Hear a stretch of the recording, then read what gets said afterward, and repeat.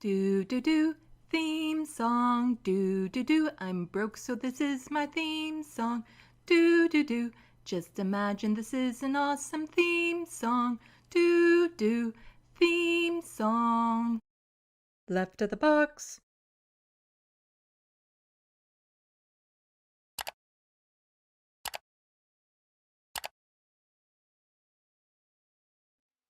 Hello, welcome to Left of the Box. Bonjour, bienvenue. I'm Sandy.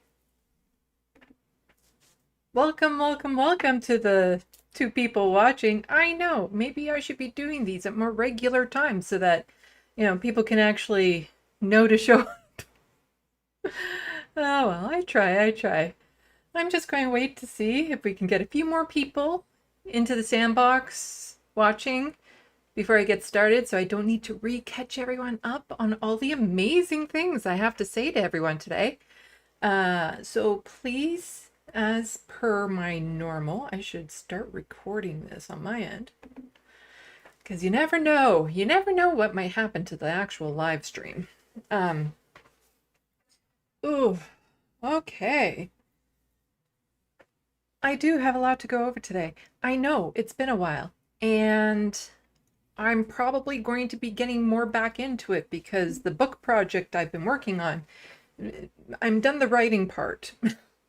We're now on to the beta reader part. So for those of you who don't know, I'm doing a writing derby this year. It's an online thing. And I wrote a book in like a month and a half. And it's basically you select a cover. They're all made up covers with all made up author names and stuff. And then you write a story based on that cover. And so the writing part of it is over. Now it's into the beta reading part. So other people who are part of this derby will be reading it, and some outside readers who have signed up will be reading it and hopefully giving me feedback on ways to improve it and whatnot. And eventually this book will be released. And after the derby is all said and done, I can then tell you what it is. But until then, I can't disclose the book and what I'm doing. But I'm super excited about it. But now that the main writing part of it is done, I'm going to have a little bit more time to do this. I'll be able to focus on this a little bit more. Oh, hello, Erin Patton. Thank you for coming into the sandbox, and thank you for congratulating me on the book. It's technically the second book I've written. I have another book that I need to get published that I am struggling with because it's completely on me, independent. I have no idea what I'm doing. And this is the part where I really wish I had somebody to hold my hand and just walk me through it, because I don't want to just upload it to Amazon. I wanted to have hard copies, go through a self-publisher, get distributed, that sort of thing. And I have no idea what I'm doing, and it's really stressful, and I really want to get it done. So fingers crossed I can get that done. And I'm kind of interested to know which one will do better, the one that I spent a month and a half on writing, or the one that I've basically been working on for the past 10 years. Who knows? Hello, Demand Better Canada. Welcome. Thank you for coming into the sandbox. So, all I want to do is talk about the book still. But I knew I was done writing the main plots of it and everything when I could go for my walks, and it wasn't the only thing I thought of. I could think of other things. So, but I'm so looking forward to being able to share it with you guys. But part of my stress over the past week, a lot of it, was making up new social media accounts. I've decided that on Twitter and Blue Sky, and it was already a thing on Instagram, to have a separate account for my Left of the Box and a separate account for me, SandeeLovas. I remember when I originally signed up to Twitter, like, the whole thing of if I knew back then what I know now. Because it never occurred to me that I would want two Twitter accounts, because I was skeptical of Twitter in the first place. Right now, Twitter is a hostile fart sauna, so who knows what's going to happen with it, but Twitter turned out to be an amazing thing for me. And then afterwards, I discovered my talent for art and all these other things, and really decided that, you know what, I should probably separate the two in social media. But when I first signed up, I wanted the handle of Left of the Box, but it was taken. I couldn't do it. So I decided, I'll go with my name. Because, you know, I am Left of the Box, so why not? And now I'm realizing, yeah, I need a Left of the Box account. So I decided to sign up for that, and Left of the Box was available. So I now have at Left of the Box for Twitter and Blue Sky. And over the next week, I'm going to be doing a bigger push for it. You know, it's only taken me 4 years to get like 2,300 followers on Twitter. So who knows how long it'll take me to build up a following on the Left of the Box account. But I'll really be pushing it. I'm going to be doing a lot of cross posting on it, of course, because more people are familiar with my current handle. Right now, they kind of both look the same, but this way, like when I can talk about my book, I can actually change the icons and stuff to be more about the book than just my YouTube channel. And I'm going to have to constantly push. It's just, I have some really cool followers right now that I'm worried won't follow me over to the Left of Box account. Not because they don't like me, but just they don't get around to it, or they don't notice and stuff of that sort. So yeah, so over the next week, I'm going to be doing a far bigger push for that. But earlier this week when I was trying to sign up for these new accounts, some things went wrong and I nearly lost my mind. Oh my God, I nearly lost my mind. Because I'm also making an account for the author that I'm publishing my first book under, which I can't disclose for my safety. Because the content of that book might make me a target. So unless that book becomes wildly successful or my YouTube channel becomes wildly successful, I don't feel comfortable, as much as I would love to talk about the book, I don't feel comfortable revealing what that book is. So I had to make a new account for that one as well. And Gmail was being weird because it was saying, oh, you're only allowed 4 accounts with the same phone number and whatnot.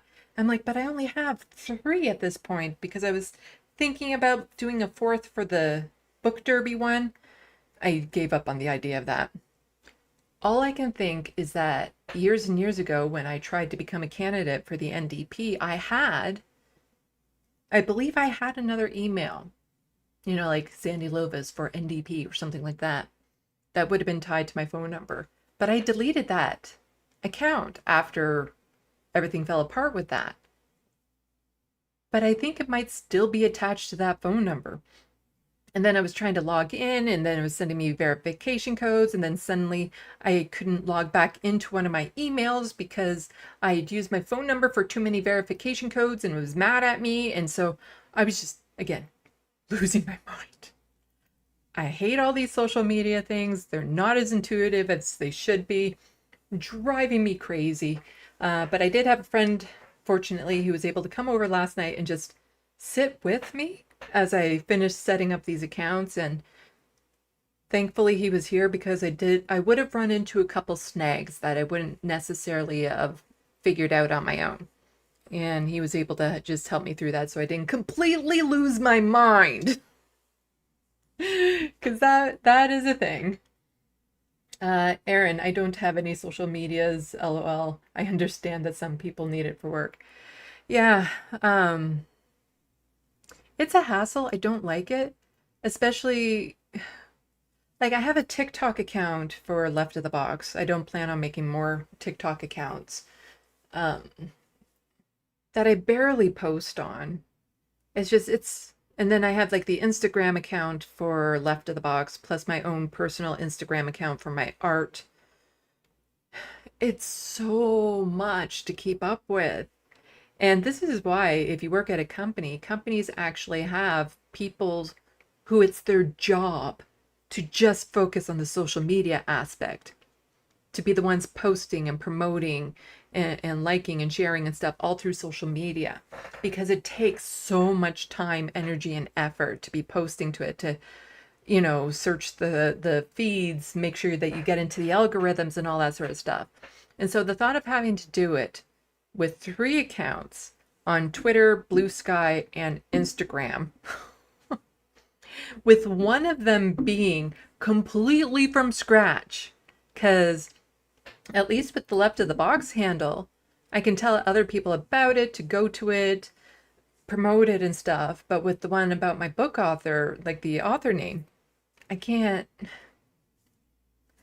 promote it. I can't even follow it from my Left of the Box account or anything. It's kind of frustrating. So I'm hoping over the next week to start promoting those a bit more.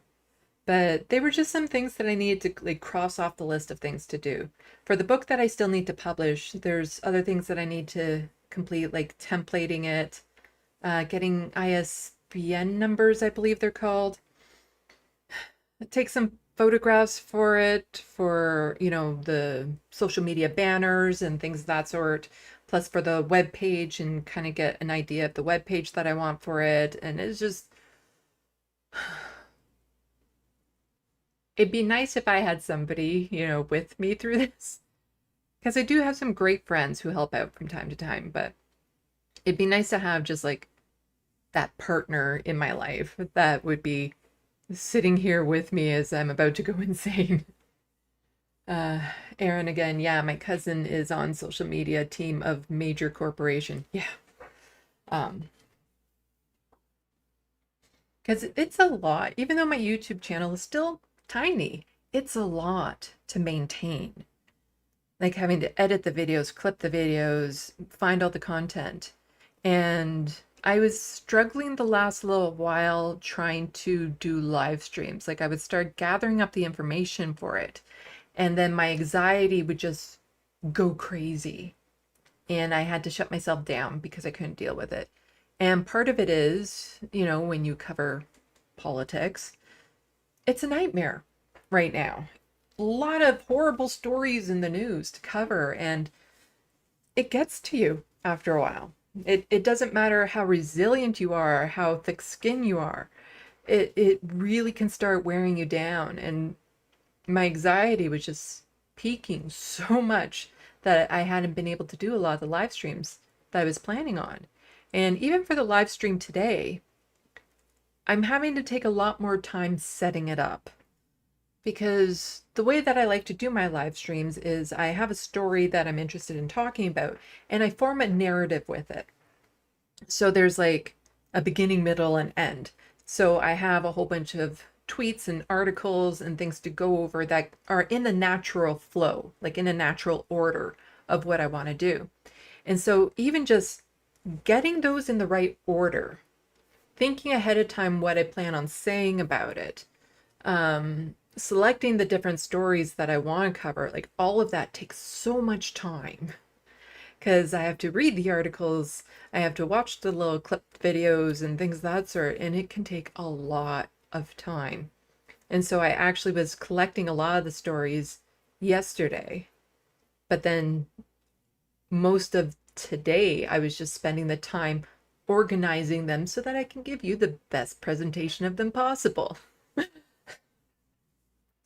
And yeah, because there's some stories, like in particular the one about the boxer in the Olympics, the cis woman who's been targeted by the alt-right, saying that she's a trans woman. I've seen a lot of the other leftist commentators comment on it, but I haven't quite seen it from, the perspective of somebody who is not a cisgendered person. I'm non-binary. And there were just some things that I felt were missing from that story. So I have a whole bunch of things to go over with that one. And hopefully I remember everything I was planning on saying with it. Plus just some regular, like, Ontario Doug Ford shenanigans, some things that are happening in Gaza. And I was just looking at the tabs that I have ready for it before I started the live stream, and I'm like, I don't have it in me to cover two of the aspects of it that are just, again, you can only handle so much. And these are just horrific stories. The ones where they were rioting over the right to rape prisoners. And the fact that now over 160 journalists have been targeted, and journalists are actually taking off their press vests now because it's making them a target. That's how many of them are being killed. And I'm just like, you know what? I can't do those stories tonight. So I'm still going to be covering the water well that they blew up because there's the Canadian angle to it. It was a Canadian paid for and constructed well. So I'll be covering that. And there's the fires in Jasper, which seems like ages ago because it's been so long since I've done a live stream. And just even to give people my thoughts about like, oh, right, since the last time I've done this, Biden was still the nominee.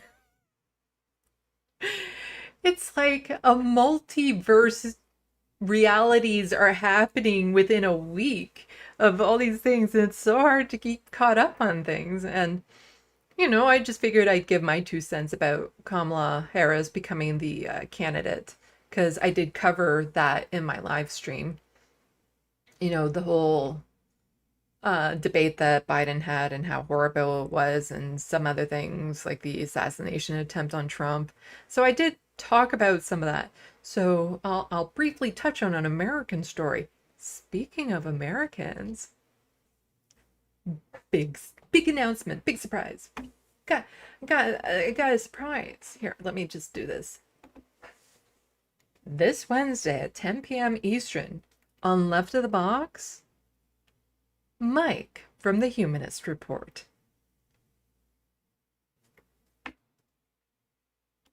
Yeah, Mike from the Humanist Report will be coming on my show at 10 p.m. on Wednesday, this Wednesday. And for those of you who know, the first time an American comes on my show, there's a little bit of an initiation. I give them a Canadian pop quiz. Shh, don't tell him if you know.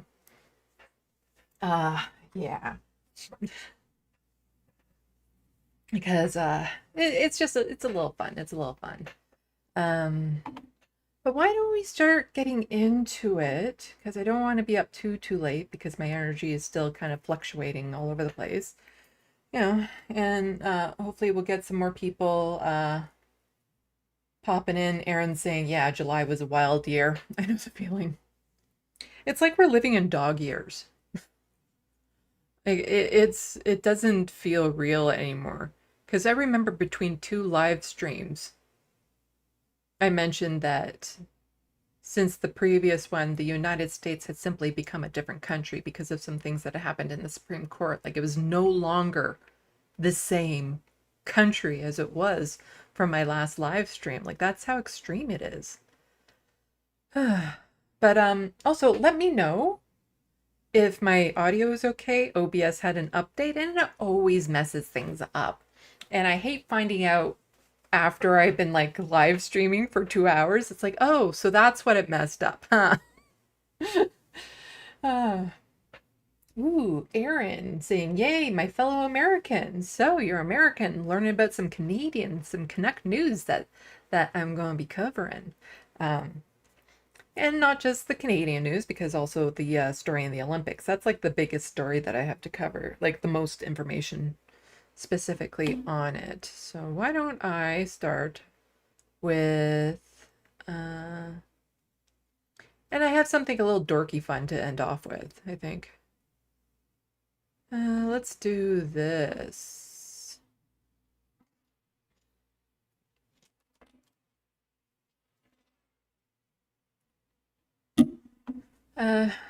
So I'll get into some of the stuff that's been happening over in Gaza, the Canadian angle with some of the things related to that issue. But first, there's this little clip that I want to share with people that I found. And it just sums things up, I think, very well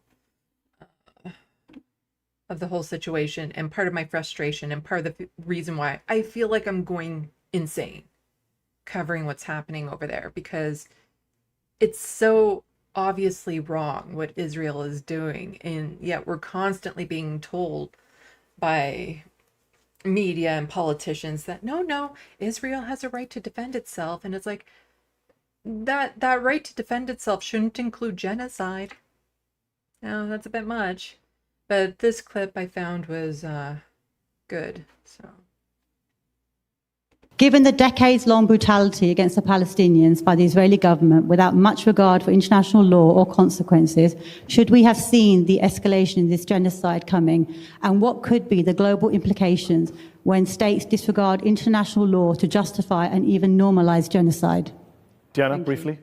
We've gotten to a point in this world where the world tells us that nothing can justify October 7th, and yet everything that Israel has done since October 7th can be justified by October 7th. That's a distorted world, and we have to understand what this occupation has meant. It's been violent from day one. The Nakba was violent, and what we're seeing today is a continuation of that Nakba. For world order to be restored, we need to have a system where all states are held to account, not where we get to have a country that says it's time to bomb Iran because they might have a nuclear weapon. Big secret, Israel has a nuclear weapon too. Given the decades-long... yeah, just this whole idea that they're constantly saying, no, it's okay that we keep on bombing and flattening Gaza because of October 7th, without any acknowledgement, they know, they're just using it as an excuse. They know what they're doing is genocide. How can you not? They know what they're doing is wrong. But they keep on using October 7th as the justification for it, even though, by another month or so, over 200,000 people will probably be dead in Gaza, because there's the official numbers, then there's the unofficial kind of suspected numbers and things of that sort. And I think the highest one that I've seen right now of what they've kind of calculated is like 186,000, because you have the official accounts, but that's only of the bodies they've been able to count, because there's all the bodies under the rubble and everything that haven't been accounted for, especially considering that sometimes entire groupings of people, families, have been wiped out. So there's no one to even report them missing. And there's all the people who are currently starving and with disease and all that sort of stuff. So the number will be shockingly high. And does what happened on October 7th justify those actions? No. No, it is just so, I still have a hard time believing how this is a debate for some people, how this is still a conversation. Genocide is bad. And the fact that we always have so many people that just seem comfortable with it, like the people who were rioting at the police station wanting to release the prisoner guards accused of gang raping an inmate, a Palestinian. And you had hordes of people trying to get those people released. You had government officials in meetings saying, we should be able to rape the prisoners. And it's like, what else is left to say when a side is starting to justify that level of brutality? There's nothing. There's no excuse. There's no possible way that that's okay. Because even under a lot of different circumstances, I've heard this before, somebody who's been convicted of rape or something, and then somebody will just say, oh, well, they should get raped in return and all that sort of stuff. And it's like, no, they shouldn't. Sexual violence should never be used as a punishment. Like, that doesn't seem like it should be a hot take. Like, it doesn't seem like that's a hot take, and yet some people might think it is. But it's like, no, sexual violence should never be a punishment for whatever reason. It is just so bizarre that you have to have these conversations, that there's so many people out there thinking, well, no, rape is okay in these instances. And part of my heartbreak with Twitter recently is all the rape apologists I've been having to block because there's so many of them. Like so many people that will accuse queer folks of being groomers, but then be totally fine with child marriages. Just the most horrific things imaginable. And yet,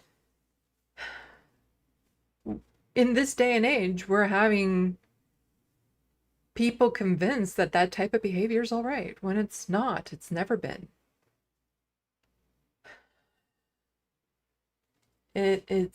Yeah.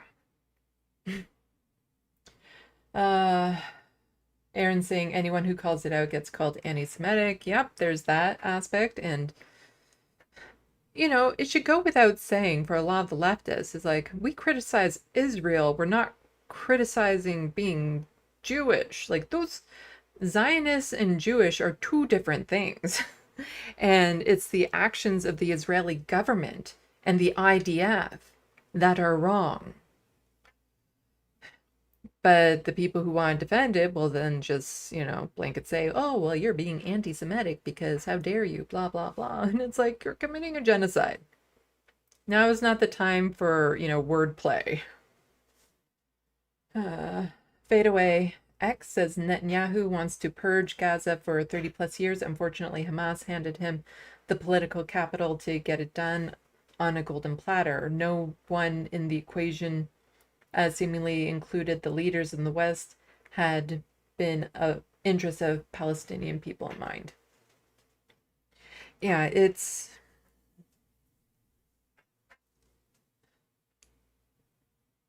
Netanyahu was just looking for an excuse to do this genocide. He was just looking for that excuse. And unfortunately, the attack on October 7th was that excuse he was looking for. But I want to go over a bit of this article. And I say a bit of this article because it's from The Breach. And The Breach is a very good progressive magazine. They're very detailed, very deep. It's a long article. It's a super long article. I'll try to remember to put this in the description box so people can read it. I've read most of it, but I'm not going to go over the whole thing because, again, really long article. But I've been covering the protests that were happening, the encampments, student encampments, protesting the genocide, because there was one happening in my home city. And I did an interview with their media rep, which you can find on my channel. And so I've been following this. And so this just came out on July 19th. Universities police spread jaw-dropping misinformation about encampments. Can't say I'm surprised. I don't imagine too many people are surprised with that news. Internal emails, leaked recordings, and interviews at 6 universities reveal a pattern of misinformation targeting pro-Palestinian student encampments before and after crackdowns. So, as Katie Anderson drove home from campus that night, she kept checking over her shoulder. Each time she made a turn, 6 times in total, she remembers counting 2 police vans trailing behind her turned as well. They followed me all the way until I reached my parking lot at the back alley of my apartment building, said Anderson, a journalist and PhD student at the University of Calgary. Earlier that night, she was among several students and community members injured in a police crackdown that, at the behest of the University of Calgary, dismantled a pro-Palestinian encampment set up the same day on the campus. I covered this, and the police were saying, oh, none of the protesters were injured. But there was footage of what the police were doing. And you look at that and you would say, there's no way none of the protesters weren't injured. There's just none, because the police were so violent in the footage that was readily available for anyone to see with their own eyeballs. because both in Edmonton and Calgary, the police were just brutal with these protesters at these encampments. Peaceful protesters. Anderson suffered a concussion, having been hit over the head with the police shields, as well as being kicked, pepper sprayed, and stunned by a flashbang grenade that landed next to her. The day after, U of Calgary President Ed McCauley, I think that's McCauley, I don't know, wrote in a statement that the police report no injuries. Concussion, pepper spray, stunned by a flash grenade. That sounds like injuries. 3 weeks later, Calgary Police Chief Mark Neufeld told a police commission hearing that he still couldn't answer questions about injuries that night. The Alberta Serious Incidents Response Team, made up of police and civilian investigators, was investigating, he said, whether social media accounts and reporting of serious injuries are in fact accurate. While the raid in Calgary was one of the most dramatic, the whirlwind of unfounded allegations and police violence that students protesters experienced there played it out similarly across the country. It was part of a pattern in responses to encampments, according to interviews the breach conducted with more than 20 students and organizers from 6 pro-Palestinian encampments. At universities in Calgary and Edmonton and York, police did what universities asked of them right away, dismantling encampments on the very first day. At other universities where police didn't want to step in without a court injunction, universities deployed campus security and hired private security guards to engage in surveillance, in some cases long before encampments sprung up. According to recordings and documents obtained by the breach, presidents of universities at McGill and Victoria made false claims about students' actions and spread misinformation about violence that students were not responsible for. In another case, a professor at the University of Toronto conferred with police after a student made a short presentation about Israeli massacre of Palestinians in class. In public, statements that were frequently amplified by the media, university presidents accused encampments of being unsafe spaces and spreading hatred.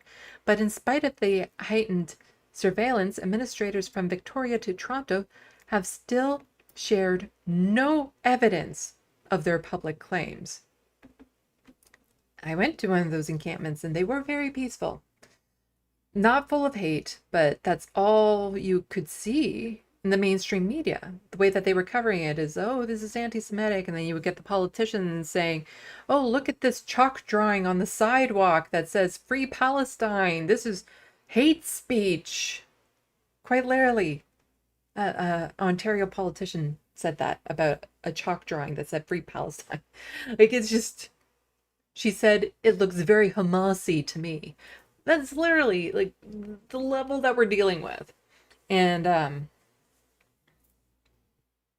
we kept on hearing these claims of violence, and yet if you looked at footage, like, where's the evidence of it? Where's the evidence of the violence? And then even if you were to, let's say, get one person saying something inappropriate, you don't then use that to, what's the word? To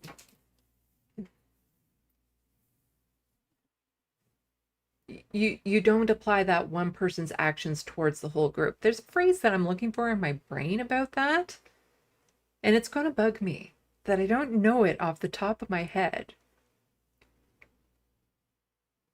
It will taint the actions of all the actions, something like that. You know what I'm trying to say here. Students say misinformation spread by universities undermine public support for their demands, mainly for universities to disclose and divest from companies that are arming Israeli aggression against Palestinians and to cut academic ties with Israeli universities that are aiding the occupation of Palestinian territories. But students say setting up encampments and escalating their demands through office occupations did bring administrators to the table after other forms of protests have been disregarded. Let's see.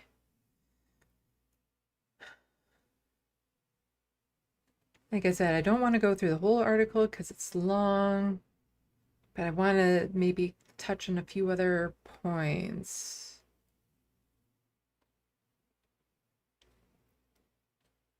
Okay. So, according to Anderson and 3 other protesters who spoke to the breach and shared videos of the night, the projectiles were small, flimsy plastic water bottles that protesters were throwing to each other for hydration. And with protesters standing arm in arm, singing in a line 8 feet away from the line of police officers carrying shields, they said there was no way for anyone to grab police shields before cops began their events. And this was because they said Police Chief Newfield claimed there were projectiles in the form of bottles thrown at officers that protesters grabbed police shields, thus provoking police to advance on those who remained at the encampment after 11 p.m. All who spoke to the breach said the encampment members were in the process of complying with the decampment order when police suddenly advanced on them. Most shocking to Anderson and the others was police claimed they needed a third party to investigate whether their actions that night had caused injuries.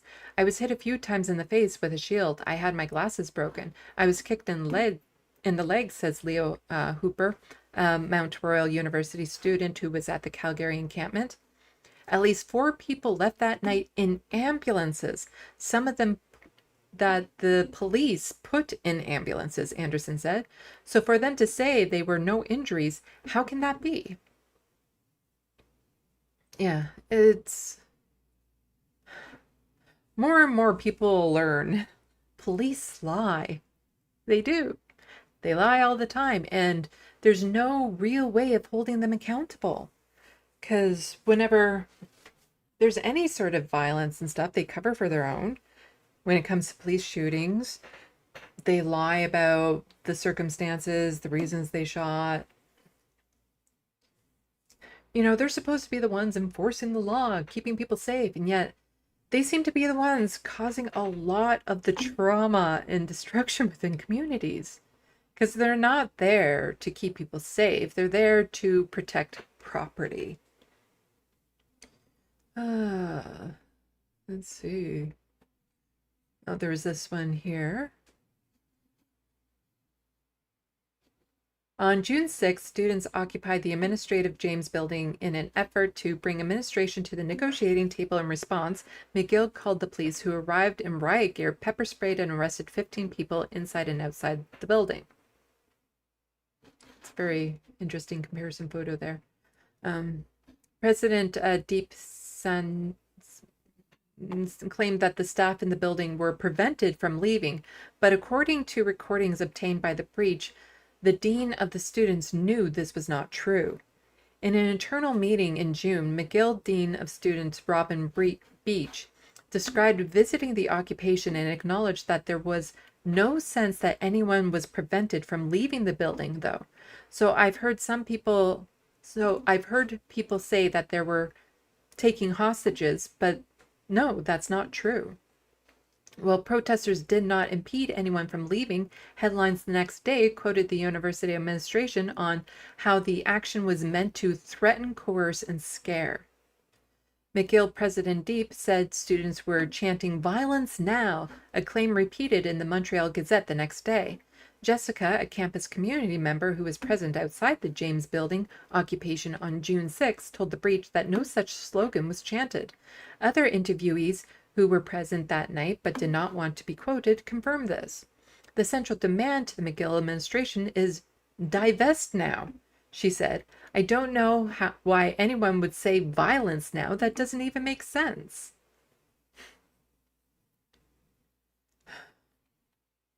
Like I said, I'll post this in the description box below. It's a good article. I recommend people go and support the breach, read the whole thing. Evidence of violence, largely hearsay. They have very detailed articles, and they have lots of good people on their team. They back up their information. They have receipts, so to say. Let's just see. At the University of Toronto, the university was granted a court injunction that would allow police to arrest and remove protesters by force due to trespass if they didn't leave on their own. Trespass was one argument that the Ontario Superior Court Justice found compelling enough to grant an injunction against the U of T encampment. The judge, however, did not find the administration's argument around hatred and anti-Semitism to be accurate. And I covered this at the time. So even though they were granted the injunction to remove the encampment, which the students left before the deadline so that there wouldn't be any violence, the judge actually said, here, in my view, the university has not demonstrated a strong case in relation to violence or the anti-Semitic nature of the expressions used within the encampment itself, wrote Justice Marcus in the reasons for his decision about the U of T encampment. As set out in earlier these reasons, the evidence of violence is largely hearsay, has not involved either the named respondents or occupants of the encampment, and is relatively isolated in nature.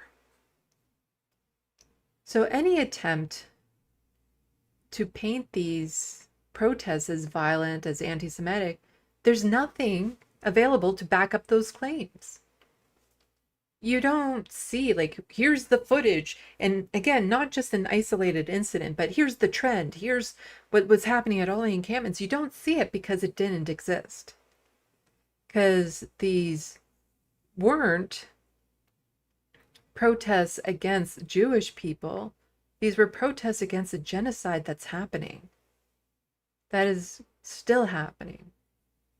They were doing the only thing they could to try to bring attention to the situation.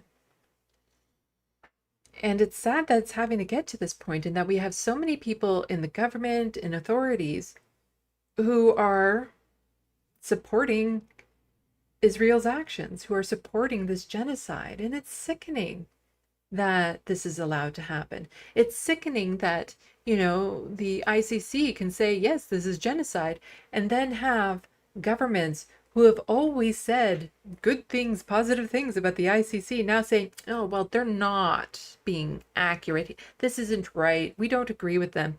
Whereas before, whenever it was rulings and against other countries and people and stuff, well, those were totally fine and legit. But now that it's against Israel, no, this one isn't legit.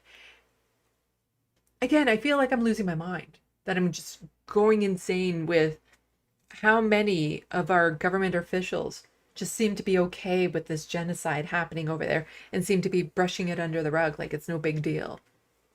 Absolutely disgusting behavior. But here we have from Samira on Twitter saying Israel's now investigating the blowing up Canada well by its soldiers. Not a single Canadian media outlet is reporting on it. Again, if this was any other country, it would have been in the headlines, but Israel committing the crimes, so it doesn't make past the pitch. So IDF, and this is from the Times of Israel, IDF investigating demolition of water facility by troops in southern Gaza. Now, one would hope that Canadian outlets would cover this, because this well that they blew up, so Israel blew up a solar power water treatment plant in Rafah that was drilled by Canada's CIDA and paid for by Canadian taxpayers in 1999.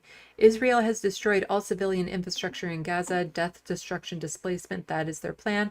That's their only plan. So this was something the Canadian taxpayers paid for in 1999 to help bring clean water to people in Rafah.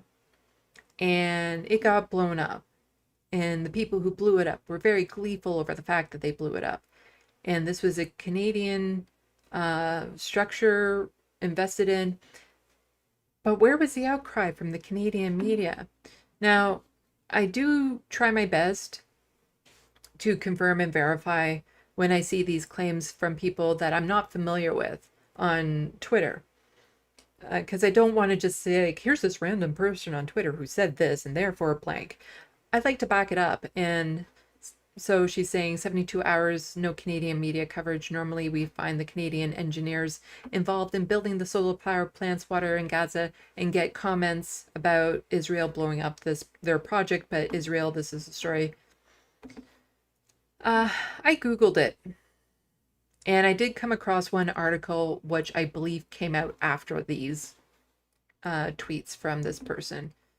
Ottawa calls on probe into demolished Canadian water treatment plant in Gaza. There might be others, but with a basic Google search, they didn't come up. Nothing from Canadian outlets other than this CBC article mentioning this Canadian paid for and constructed well being blown up in Rafah. So Ottawa, yeah. So social media video shows Rafah facility being leveled by explosives. The Canadian government is assessing the damage at the demolished water treatment plant and facility in Gaza that it built 25 years ago, while asking Israel for a full and independent investigation into what occurred, the country's international development minister says. Now, you see, we don't need much of an investigation, because you saw that little clip earlier that was in this video here. We go back a couple tweets. We see what they did. And there's other, because the IDF soldiers who are participating in this genocide have no shame, and in fact think they're doing wonderful things, they boast about it on social media. So there's people boasting about doing this explosion on social media. You don't really need much of an investigation to know what happened there. Just saying, it's kind of obvious. It's literally in 4K. What happened? So it continues by saying, we have expressed our concern to the government of Israel, and we've called for a credible, independent investigation into what happened to this particular facility. Again, it's on video, says Ahmed Hussein, who said in an interview with CBC News, any damage to structures that provide much needed water and other supplies to civilians is completely unacceptable. Have you seen the rest of Gaza? Yeah, it is unacceptable. And when you see the amount of destruction and you're saying it now that it's unacceptable, would have been useful to have said that, 6 months ago, 8 months ago, or how about years ago when in the West Bank there's footage of IDF soldiers dumping cement down water wells to prevent people in the West Bank from getting water. Where was the outcry over that? Social media video began circulating on the weekend of explosives being laid out at the facility known as the Canada Well in Tel Sultan, a Rafah neighborhood. The video also shows an explosion leveling the well. On Monday, Israeli daily newspaper Haaretz reported the country's army, the Israel Defense Forces IDF, was looking into the demolition. Haaretz's story cited unnamed army sources in saying the facility was destroyed with the approval of military commander, but not with the approval of senior IDF officers. In a statement, Israel's embassy in Canada told CBC News Canada request for investigation is still being processed and examined in Israel. Yeah, we'll look into this, looking into it. They're not going to look into it. They're not. They're just saying, because it happens to be in an article now, because it just happened, they'll say, oh yeah, we'll look into it. But if we follow up months from now, they never will.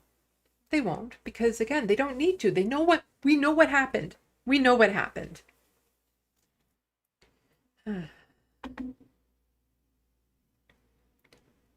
So Hussein also defends his government's policy positions in the latest conflict, pitting Israel versus Hamas, including his own office's role in temporary freezing funding to the United Nations Relief and Work Agency, UNRWA, earlier this year. That decision came amid allegations by the government of Israel that some of its employees took part in the deadly October 7th attack in Israel. And again, those claims proved to be false. And our government, the same day that the IOC said that genocide was plausibly happening, suddenly they made these claims about UNRWA people being tied to this attack. And so a lot of the countries decided to pull their funding. Canada did eventually reinstate it, but again, we know what's happening. Like, it's obvious to anyone observing. Uh, let's see. Just trying to see if there's anything else really that needs to be said about this. People just saying that they want to run again for office, which, sure.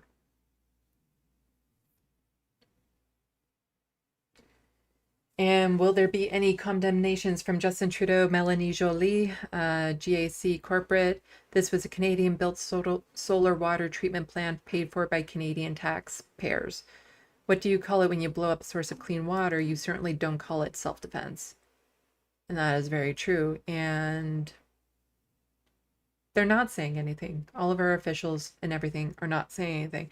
Then again, the Canadian government has, you know, a really bad record when it comes to issues around clean water in this country, let alone countries in other countries.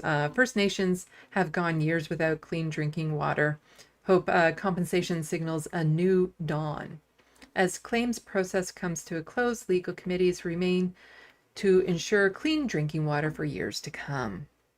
And this was just from March 2024. There are dozens of Indigenous communities that haven't had clean drinking water for like a generation. Boil water advisories. Justin Trudeau's government will always love to brag about like, oh, we lifted this many boil water advisories in these communities without stating how many have been implemented over that time. So we got rid of these ones, but we're not mentioning the dozen that went into effect during our time. You know, we can terrorize, like the government will terrorize Indigenous peoples to put oil pipelines through their land. But the idea of maybe a pipeline to provide clean drinking water just isn't available. In a country that has the most amount of fresh water in the world, and we can't provide clean drinking water for everyone. That's a choice. There's no ifs, ands, or buts about it. It's a choice. The government is choosing to neglect these communities. They are choosing to allow these communities to go without clean drinking water. There is no excuse why all of them haven't been lifted. You know, clean drinking water isn't a luxury, it's a necessity. And it's one that the federal government is responsible for when it comes to Indigenous communities. They need to do their job and actually provide that for them. Clean drinking water, you know, there's no excuse. The government knows what they're doing. It's a choice to allow, you know, First Nations to go without clean drinking water for some places for an entire generation. People who are like 30 years old have lived their entire life never being able to drink water from a tap.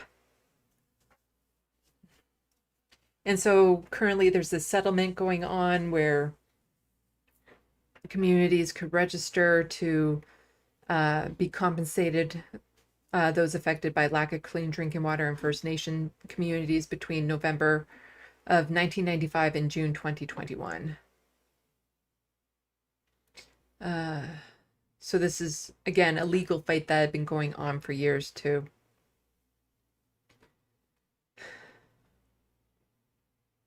But the fact that there's any still happening in this country is a shame. It is a disgrace on this country that it's been allowed to go on this long. But taxpayers can go and spend money to put a water well in another country, and I'm glad, you know, I don't dismiss that. I'm glad that in 1999 we did put the money towards it. But we have the money, we have the means to fix this problem now. And it is a choice that the government is not doing it. Let's see. Did I want to? All right. And so the last little bit on this area I wanted to touch on was this. So, a lot of people recently have been following this person on Twitter, uh, Derek Guy, Die Worker Wear, because it's a nice break from politics. He talks about menswear and makes it actually very fascinating, gets into the history and the culture of menswear, and then he has pictures of men in nice suits and outfits, which I appreciate looking at. But turns out he's been a secret Canadian all this time. And he tweeted this out. Was very fun to talk to Jesse about Canadian politicians on the podcast Canada Land. Thank you for having me on. And menswear writer, and so this is from Jesse Brown saying menswear writer Die Worker Wear was born in Canada but has lived away for decades, so he doesn't really know our politicians. Today on Canada Land, he critiques their outfits without prejudice. Here's a preview. Yeah, I guess he hasn't been in Canada for a while, because if he did, he would know that Jesse Brown is a raging Zionist and is a mark of shame on Canada Land right now. So Rachel Gilmore is an independent journalist here in Canada. After watching him repeatedly go after several WOC, and she's talking about Jesse Brown here, WOC journalists I respect simply because they humanize Palestinians. Jesse Brown has not been the guy I personally would want to associate with these days. This is disappointing. And it is disappointing when you see someone you like in media, you know, support a Zionist or do something with a Zionist. I don't know if Derek knew, but there's no way he doesn't know now. There's no way he doesn't know now, because the amount of pushback he got was quite extreme. As far as I know, he hasn't said anything about it, and that is disappointing. Him going on, not necessarily disappointing, but the fact that he hasn't said anything about it is. Because, again, I'd like to give him the benefit of the doubt that he didn't know much about Jesse Brown. But now that he does and he still hasn't said anything, because I understand a lot of people don't want to get political. Tough shit. This is genocide. You don't get to be quiet on this subject. You don't get to be on the sidelines when there is a genocide being committed. If you're not speaking out against it, you're supporting it. You're supporting the people who are supporting it. This isn't, again, this isn't a debate. It's not a both sides issue. There is a genocide happening. And so I understand people who don't want to get political, but you have to. This isn't just like a surface level political issue. This is a human rights. This is a genocide. This is a tragedy on the highest level. This isn't, somebody's a liberal, somebody's a conservative. What is happening in Gaza is just so horrific. And to be cozying up with people who are Zionists and support that, you gotta say something. And so again, I'd give him the benefit of the doubt that he didn't necessarily know much about Jesse ahead of time, that he didn't know this aspect about it, but he does now. And I understand he doesn't want to get political. Tough. I don't necessarily want to be political every day of my life. But the fact that I'm non-binary and queer means that by default I am. My existence is political, and it shouldn't be. So I don't have the option of being on the sidelines when I see politicians going after the queer community. I don't support people who go after the queer community, because there are some issues that should be gatekept, because there's all that talk on the left of, oh, so much gatekeeping, you can't have any disagreements, blah, blah, blah. And some of them I agree, you know, surface level, that's silly. You shouldn't ban somebody or cast someone out of the leftist movement because of blank or something they said 20 years ago when they've shown that they've grown since and all that sort of stuff. But there are some things that should be gatekept. And genocide is one of them. You can't be quiet on that. And just to give you a little bit of an idea of who Jesse Brown is, so Jesse Brown tweeted this out. Today, the Jewish school I went to as a child was set on fire. That is what he put in his tweet. Police and politicians who have shared no facts about who did this or why are telling me to be guided by facts and not jump to conclusions. Yeah, that's good advice to follow. You know, be guided by facts and don't jump to conclusions. Because here's what he tweeted out, and this is from the Toronto Police. So first, another person just saying the alarming rise in anti-Semitism in our city is completely unacceptable. And this is Josh Matlow. And when an incident occurs at a school, it's incredibly concerning. It's also critically important to be guided by the facts and not jump to conclusions, especially when a community is feeling vulnerable. So one is saying that he's mad that people are saying that he should be guided by facts and not jump to conclusions. And this person saying it's also critically important to be guided by facts and not jump to conclusions. Well, let's read the police statement. This is what the police released here. So, statement about fire at Leo, I'm not entirely sure how to say that word, day school. We understand there is a concern about a fire that occurred last night at the Leo Day School. At 3:46 a.m., police responded to a call reporting a fire in an exterior storage shed being used by an underhoused individual for shelter.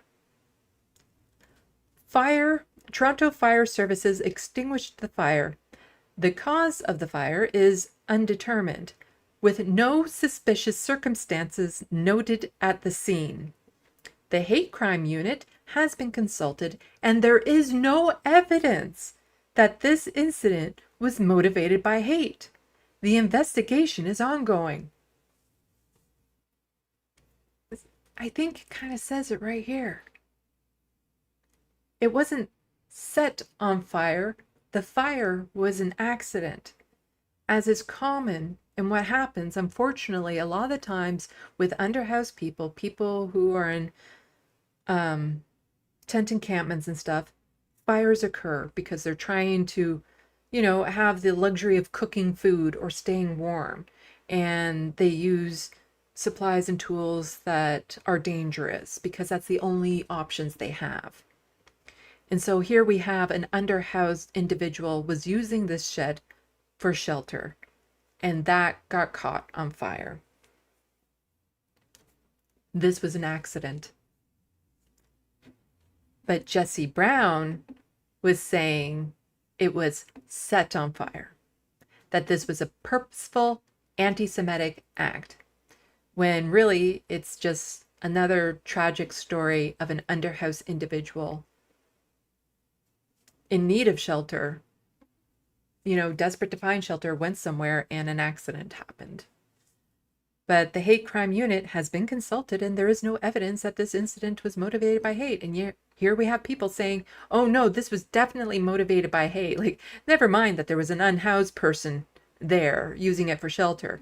It was definitely motivated by hate. That's the type of person Jesse Brown is. And that's the type of person that Derek Guy was getting all cozy with. You can't sit on the sidelines. You have to say something. Now that you know, you have to say something. Okay. let's go to the Sandbox. Ugh.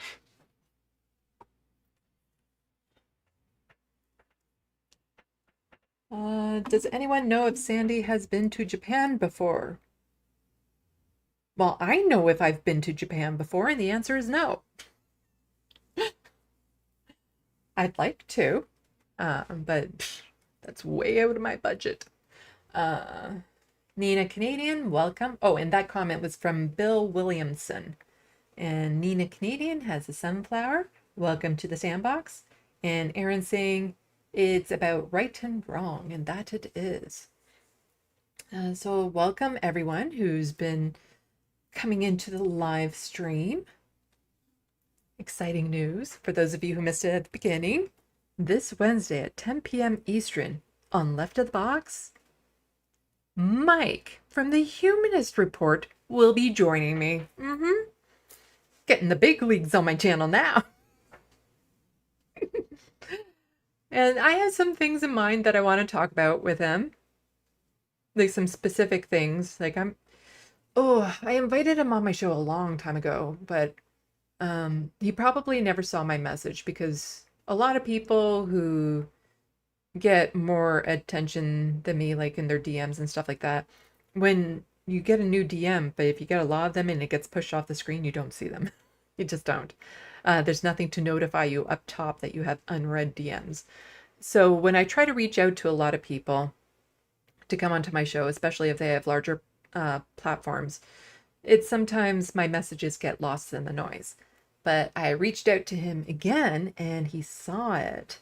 And so now he's going to be coming on my show. And there are some specific things that I want to talk to him about. You know, and who knows? We're both alumni, ex-TYT, kind of tangentially related people. You know, he didn't make content for TYT. I made content for Rebel HQ. So I don't know. We might. I'm not saying we will talk about TYT, but I definitely don't rule out talking about TYT. Especially since it's TYT's handling of queer issues, which kind of set both of us off. It's the main reason why Mike severed ties with them. And had I still been with them at the time, I would have.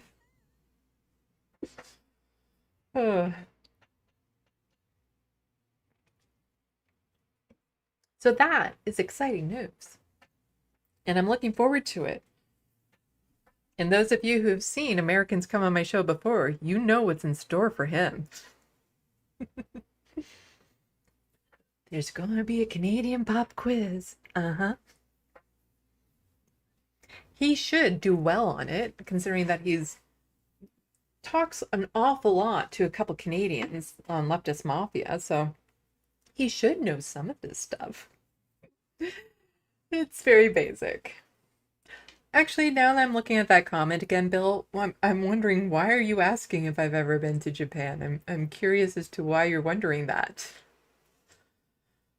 I haven't really been overseas. When I was a kid, I went on a family vacation to the Dominican Republic.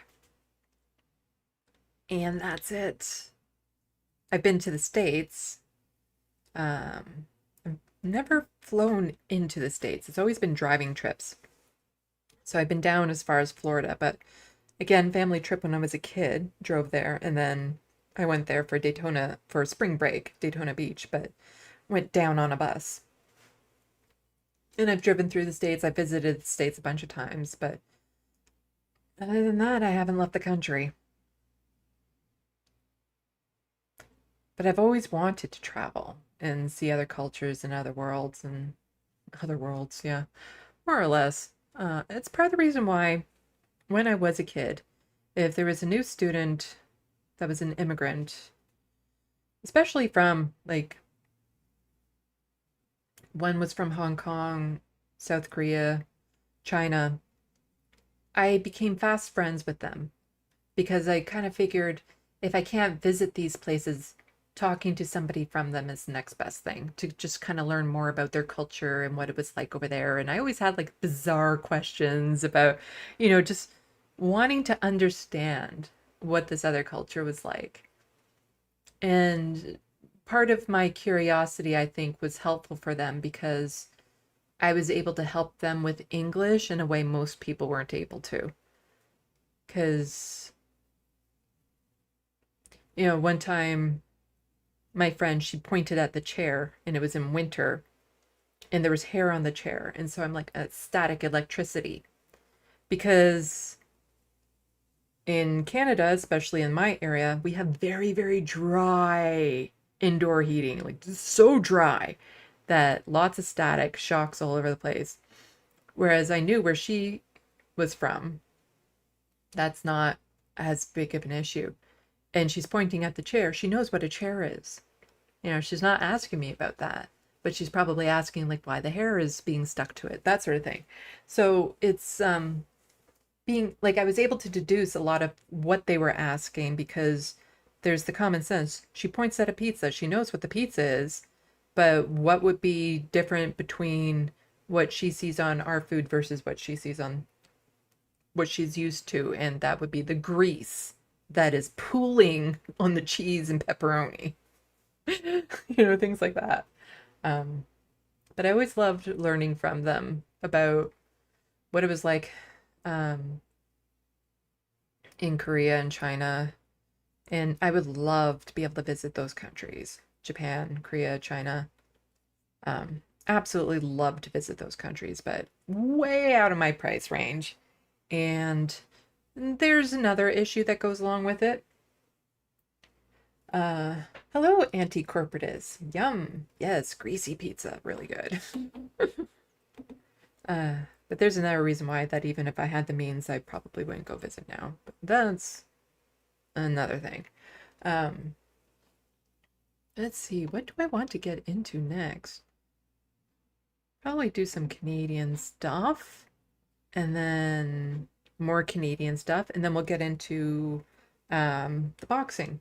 The Olympics boxing. But there's a lead into this story that I wanted to cover first. So I'm going to be talking about the fire in Jasper. Because wildfires have been kind of out of control these past bunch of years. Now, part of the reason why I wanted to cover this story, even though it's been a while since this has happened, and I've been slow to the take on these, is I have a little bit of a frustration.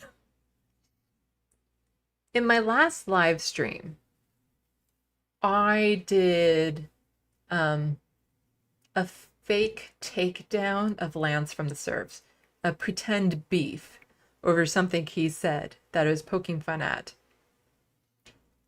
I tried my best to be so over the top that people would gather. I'm joking. Yet in the comments, that went over people's heads, apparently. They didn't think I was joking. I actually lost subscribers from that clip of me joking about Lance not... Like, he was basically saying, oh, people in Ontario, if you cover this story from Doug Ford and what's happening with the LCBO, this would give you lots of views and stuff like that. And so I was kind of mocking Lance for saying that because I have been covering that story. And just, kind of joking about like he doesn't know anything about Ontario. But I was trying my best to go so over the top by saying it's like, well, we have the Great Lakes over here. What do you have? You have an ocean. What's so great about the ocean? It's not like you have the Great Pacific Ocean. We have the Great Lakes. That's how it was. And yet people thought I was being serious. And I couldn't believe that for a couple of reasons. Because again, it was really over the top, the way that I was trying to mock him. But then also I think part of what bothered me about it was some of the comments, people saying, I watch both yours and Lance's content, and this seems really petty to me. And, we shouldn't be fighting about this sort of things. And it's like, if you watch my content, when have you ever seen me be this shallow. Like get into this little drama type things. I don't. I'm not interested in that. Online beefs, commenting on, oh, this YouTuber said blank or this YouTuber said that. The only times I cover that sort of thing is when it's for a bigger story, like Anna Kasparian's tweets or something like that, talking about queer issues and stuff. But it's not drama for the sake of drama that I cover these things. I'm not interested in that. And so for people to suddenly think that I've thrown all of that out of the window and I'm attacking Lance for clicks or something of that sort, that I was being serious, I don't know, that kind of actually bothered me. That people thought that. And the fact that I lost subscribers over that bothered me, considering Lance will never see that video. You know, he doesn't have time, or I don't know, he doesn't watch my stuff.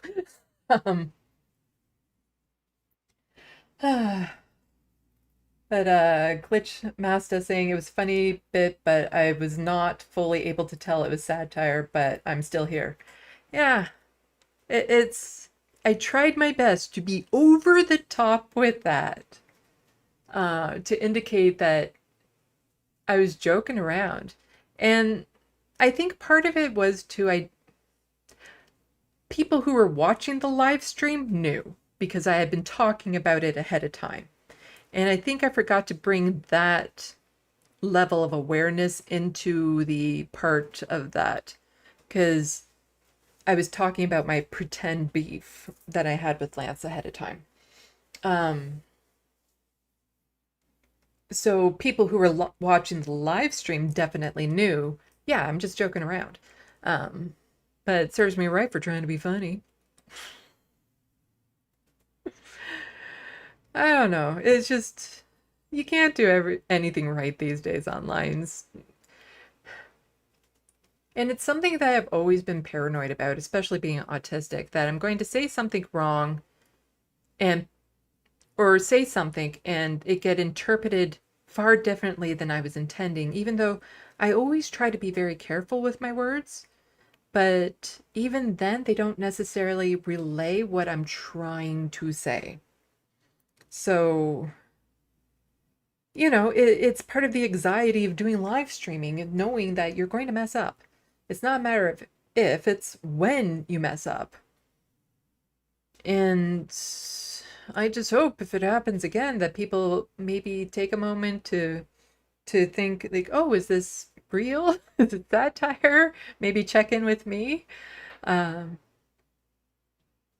I don't know, like it would have been fun if Lance had actually gone over it on his show, because I get the feeling he would know that it was satire and joke around with it. But yeah, like I don't, I have to remind myself that when I first started to watch my own content when I was clipping it, especially at the very beginning, that was when I suddenly realized why a lot of people couldn't understand my sarcasm. When I started seeing it myself, because how I hear it, the inflections and stuff in my head are different than how you hear it. I've actually changed the way I speak when I'm doing YouTube videos, because as I watched my own videos, I became more aware of my own inflections and how they sounded to people. And so I try my best to be more conscious of the different inflections and how I use them, so that I can hopefully better communicate what I'm trying to say. But even then, it can still be a bit difficult. But I used to have a channel trailer that in the trailer it would be, unless you understand sarcasm, like if you do not understand sarcasm, don't watch the channel, because you will think I'm a jerk. Because I'm extremely sarcastic in nature. And I've tried to reel it back for my channel, realizing it doesn't necessarily translate well online. But like in real life and stuff like that, people know I'm extremely sarcastic all the time. All the time. And so, yeah, it can be a bit tricky. But I do hope people, at least the ones that watched it and understood it was a joke, got a good laugh from it. Ugh. But, the thing is that there was a tiny bit of truth in what I was saying, that there is this frustration I have. And it's not just Lance, it's like a bigger picture thing, in that quite often when when I'm online, I'll see on Twitter and stuff, oh, we need people covering this story. Or we need somebody who isn't a cis white male talking about leftist politics. Or we need this and we need this and we need this. And meanwhile, I'm like, I'm doing it. I'm right here. I covered that story that you were saying somebody should cover. Did that. And I get that a lot because, as is with leftist media, it's very hard to break through the algorithms, like extremely hard to break through. And so it frustrates me at times when it's like I'm doing the things that people are looking for, and yet I can't seem to get out to them. That the algorithms on YouTube and Twitter are holding me back, and people don't realize that I'm here. And that's what frustrates me. It's not about, anything any one particular person does. It's about the bigger issue of the algorithms and how that treats leftist content creators, because I know there's a lot of people out there that want to hear these perspectives. Somebody who's non-binary, who's more feminine, who lives with disabilities, who lives with poverty. I know there's lots of people out there that want to hear that perspective applied towards politics. I know there's lots of people that want to know more about what's happening in Canada. But it's hard for me to reach those audiences and let them know I'm doing it. I'm here, I'm doing it. And one of the stories that happened recently that kind of was the whole fire in Jasper. Because everyone was talking about it when it hit Jasper. A month ago, I was covering the cutbacks that Danielle Smith did to the wildfire budget, the firefighting budget. And I covered that story. I covered the story here in Ontario. I've covered it a couple times because I'm greatly concerned about wildfires this year. There's like this gut instinct in me telling me that this is going to be bad. A lot worse than just what happened in Jasper. And so I've covered it a few times. But it's like nobody knew. Nobody knew I covered those stories. And it's just like, someday, when something like that happens, suddenly you'd be like, you know what? That Left of the Box person, they covered it. Clip right here. Got it for you. I'll pin this under the politician who's crying about the wildfires, saying, well, if it wasn't for your cutbacks, maybe this wouldn't have happened. And the thing is that when it comes to cutbacks, you can't blame any one fire on it, but it's a big picture thing of kind of like with climate change. Climate change isn't responsible for any one hurricane happening, but it is the overall trend of them happening more often and being more severe. And so the cutbacks to the firefighting, you can't say that is responsible for any given wildfire, but the fact that the wildfires are increasing and becoming worse, that is a result of the cutbacks.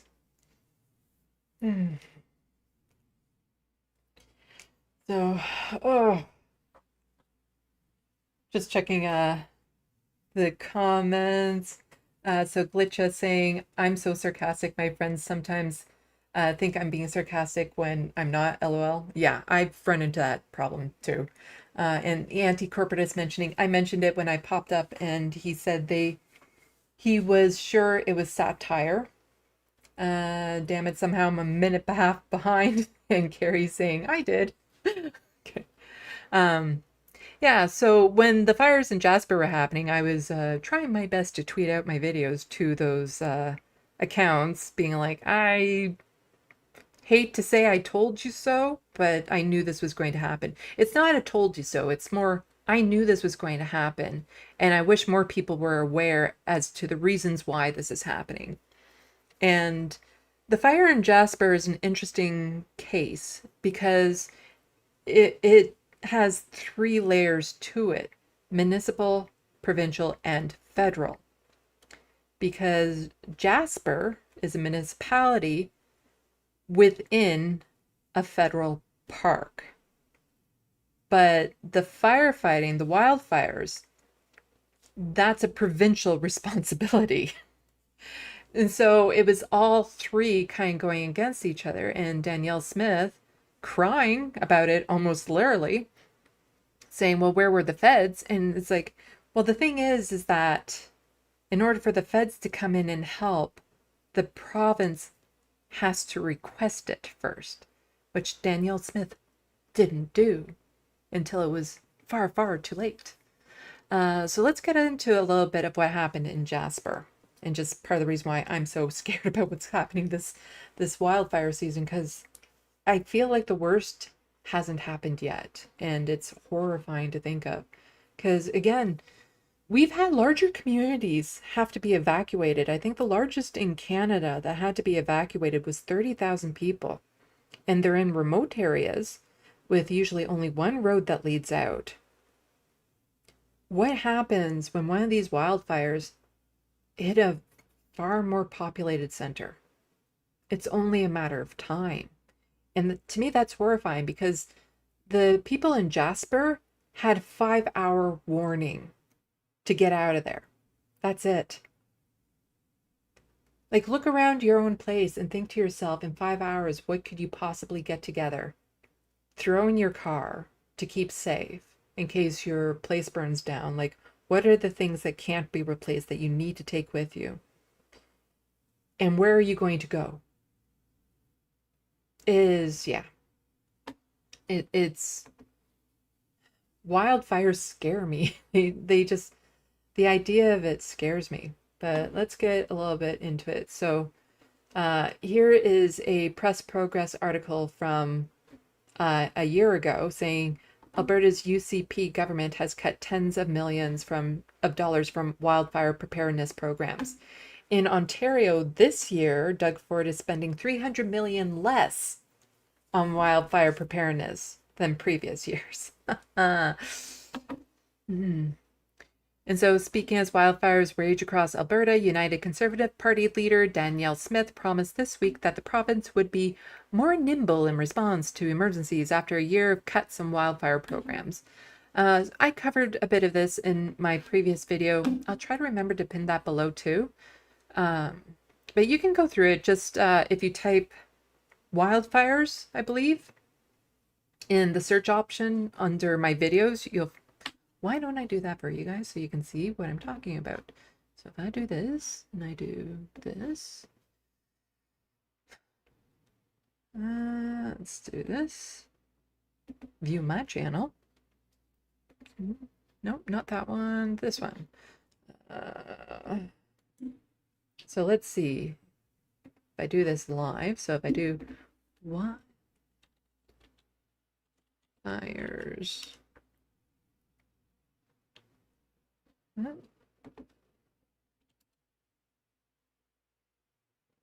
Okay, yeah, I've covered this a bunch of times. So this one was from 3 years ago from BC. This one here saying John Horgan extreme fail with extreme weather and everything else. But here's the one on Ontario from just 3 months ago. The cutbacks will cost lives, talking about Ontario cutting back the wildfire and the 5-alarm fire season. The government needs to prepare for firestorms. And that one I talked about what was happening in Alberta and the cutbacks that were happening there. So you can go to these. And this one I covered again 3 years ago, but I talked a lot about it and I touched on some of these other ones. One of the intersections when it comes to these natural disasters is people who live with disabilities are at the most risk. When it comes to natural disasters like this, if you can't run, you won't make it in a lot of instances. And in BC, when it hit Lytton, I think the town was, there were a couple people who didn't make it out because they couldn't run. And so when you live with disabilities, like just imagine if you rely on a wheelchair, if you use a cane, and you have to suddenly get out of an area, how are you going to do that? Especially if you have to maybe run over terrain or something of that sort. And so I always encourage people, if you live in an area where you're at risk, even a mild risk of wildfires, make a plan.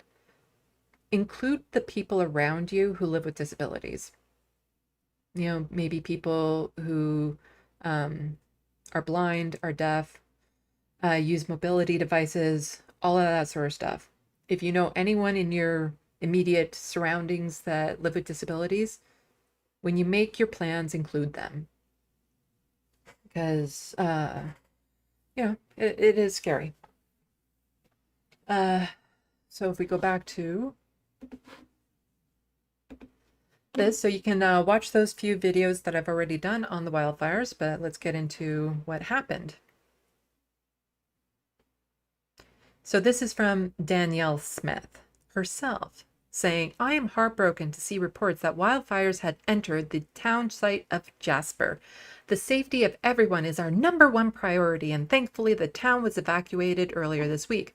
I want to thank all of our firefighters and crews who have been hard at work fighting this fire all day and night. The town of Jasper and Jasper National Park have had hands on deck, have all hands on deck. Alberta wildfires on the ground supporting them. Our government will have more to say about this, but in the meantime, please keep Jasper in your thoughts and in your prayers. And she has a statement. Let's see if it's anything different than what I just read. Hey everyone, like you, I'm watching the tragedy unfold in Jasper. And my thoughts are with the people who have evacuated and are watching this as well, and also those who are still in the community. Make sure if you can leave, please leave safely. Take care of yourself. Also to the emergency responders and firefighters, we wish you all the luck in fighting this fire and keeping safe as well. I've been in constant contact over the last couple of days, not only with my team, but also reaching out to our federal counterparts. It's just her saying, in our thoughts and prayers. It's not like she could have done anything ahead of time to, you know, help prevent this. Maybe not cut the budget. Like, that's the thing that frustrates me too so much about these conservatives, is that here they are talking about the wildfires and how heartbreaking it is, and yet they're the biggest climate deniers, like climate change deniers out there. You know, I'll touch on it in a little bit, but there's definitely been an increase in wildfires. Wildfires have always been an issue, but there's been an increase, and that's because of climate change. And yet these conservatives will deny it, deny that's the issue, and instead she blames it on the feds for not supporting her sooner. And here's Doug Ford, along with the people of Ontario. I'm devastated to see the terrible impacts of the wildfires in Jasper. Ontario stands with our friends in Alberta, and we are sending anyone and anything we can to help, including firefighter crews, helicopters, and the equipment we can spare. Ontario will be there with Alberta as you rebuild. So when this happens to an Ontario town, what Danielle can do is just copy and paste this into her own tweet and just switch out the words Ontario and Alberta. Just switch those around, and she can copy and paste this and send this out, because it's only a matter of time before something like this happens in Ontario as well. In remote Indigenous communities in particular, they've had to be evacuated before. And the problem with that too is sometimes they have to be flown out. Like little planes have to go in and fly them out, because there is no way for them to escape other than that. Which is just horrifying. And see, there's me saying, hey, look, there's the video that I did. The cutbacks will cost lives that Doug Ford did. And, you know, governments need to prepare for firestorms. And yep. So if you want to share my videos on this whenever people are talking about it, great. But yeah, just here's Doug Ford just saying that he's devastated about this. And meanwhile, 300 million less on wildfire prevention in this province. His cutbacks will cost lives. So this is from the Weather Network. Startling video shows first moments of the South Jasper wildfire. How loud is this? That's crazy. Oh my gosh. That's crazy. It was a really, really bright lightning strike too. The first moments of a wildfire that within hours.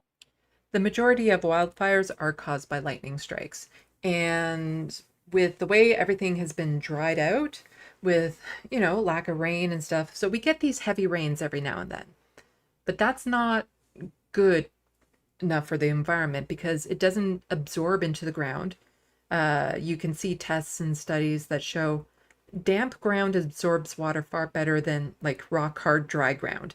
And so when it's hard dry ground, it just runs off into the creeks and rivers and doesn't really do its job to, keep things a little bit moistened. So you have these forests that are just so brittle that a lightning strike and it's just tinder and it just goes up. Like nothing is stopping it. And when these lightning strikes happen in remote areas, who's going to see it before it gets out of control? So this one is just kind of amazing that they caught the footage of it right as it was beginning. Hours would shut down Jasper National Park and eventually destroy 30% of the town of Jasper. That's what these images appear to show, time-stamped to just after 7 p.m. July 22nd and geotagged to about 27 kilometers south of the Jasper town site. This road is going to be closed in the next hour. These videos were taken by Delia Moe and Enoch Leisure, a pair of American travelers who were driving south down Highway 93 on their way home from a trip to Alaska. As they explained, they saw a flash of lightning hit the ground ahead of them, and about 5 minutes later, they came upon a rapidly growing blaze. They notified Parks Canada and left the area south at full speed. The rain started coming down. He had the windshield wipers going, and all of a sudden, we see like a bright flash of lightning. And then we kept driving, and all of a sudden we see smoke billowing from the left-hand side. And as we got closer, that's where we saw the flames. The storm front hit kind of that same point, and that wind was going at least 50 miles an hour. The encounter paints a vivid picture of the Jasper wildfire's ferocious origins. A lightning strike turned roaring inferno within moments. I felt the heat from the fire like on the window. By 8 p.m., Parks Canada had assessed the blaze and declared an evacuation alert. By 10 p.m., that was an evacuation order. 2 days later, the flames reached the town site. Safely home now in Nebraska, but still shaken by the experience, the couple offered words of support to all impacted by the disaster. I know the recovery is going to be very hard, but, I'm sure the community, the country is all going to be behind them. It's going to help them, support them, and get them back on their feet. Canadians watched in horror as the iconic town of Jasper burned in July 2024. So this is another video that just automatically played, but I do want to touch on it given the title. But in the nearby national park, a grizzly bear was also busy trying to navigate the fire and find safety for herself and her two cubs. This is actually the first I've heard of where you were actually observing where a large animal went while a fire burned through an area. Tagged with a tracking device on her collar, officials from Parks Canada said the mama, known as Bear 222, found a cool, damp spot close to the Athabasca River where she and her young ones waited patiently. Parks Canada had been keeping tabs on her since the fire began and later posted on social media that she looks like a very healthy grizzly bear. Including the photos in the thread, the government agency added she has been eating a mix of berries and clover on the edge of the Jasper Park Lodge golf course. This would be typical behavior to sense that the fire is coming and to find a safe place to weather it out. Wildlife experts note that most animals are adept at fending for themselves during a wildfire, with a few exceptions. You have smaller animals that are slower, like something like a porcupine that can't move very fast, typically is in trees, and they may suffer from this. Despite the heartbreaking situation endured by those who lost everything in Jasper, the internet found some hope in the resilience of this local family of grizzly bears. And I think the main tragedy here is the town site and the people that live there. But in terms of the wilderness areas, they're going to just go through their natural process and be just fine. Yeah, so I wanted to show that one as well, because often what many people don't realize is how much wildlife is destroyed by these fires. Like, especially if you go into sensitive habitats and stuff of that sort. You showed pictures of like raccoons and stuff. So animals that live in trees, they go and escape into trees when they feel they're in danger. So that's not great. But I remember seeing stories from the wildfires in Australia and the koalas, and some of the koalas that, were burned and had to be put into treatment and stuff, but so many didn't make it. I remember a story, and this isn't an exaggeration, that one wildfire season was so severe, they lost 1 billion wildlife creatures. Some species can go extinct in a single wildfire, depending on where it is. And their habitat's gone, their home is gone. So even if they survive, all the things that they need to survive, their shelter, their food sources, their water sources, might be gone. And so it's not enough to just simply survive the fire. You also have to recover from it. And with humans too, that is difficult, because, if your business gets burned down to the ground, and I talk about this in the other videos, not all insurance companies will cover that. And so it's the people who often can't afford the more, full insurances that end up losing everything and having to start over from scratch. But let's see. So we just have some footage here of the fire as it was happening. Just wild how much that smoke billows. And this is from Lindsay Warner saying, brace yourself. This is a tough image to see. Jasper, what is that, Melaine Lodge or something like that? Same eyewitnesses says Petrocan bright spot were hit. This was over half an hour ago. Please note I did not take the photo and was personally sent it under the guise of photo capture once, and the person who took the photo wants an anonymity. And so historical landmarks go away in these sorts of fires as well. Just, again, devastation. People losing everything. Their pictures, family albums, heirlooms, memories, toys, and stuff from childhood. A lot of people lose pets because sometimes they're not able to evacuate with their pets.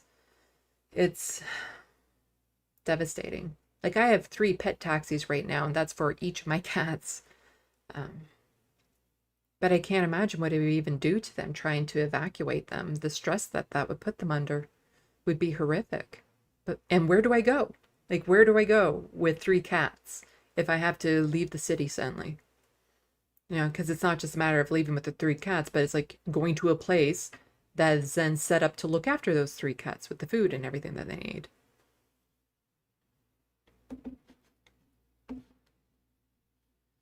Just more pictures of the devastation that happened.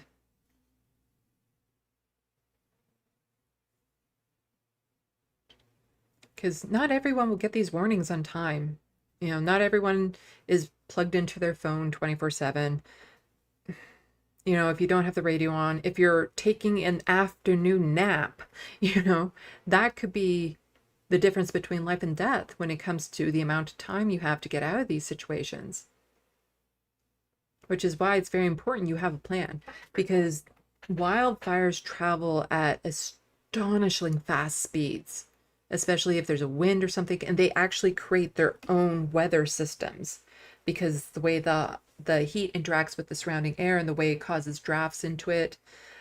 So they'll cause their own weather systems, which will then just help spread it even further and faster. So you might only get a couple hours warning. So if there's, always, if you're in an area where it might be a problem, always make sure you have like your 48-hour bag available, where it's like something for 48 hours you can survive in your car pretty much. So you have medications, water, things of that sort for 48 hours that you can take with you.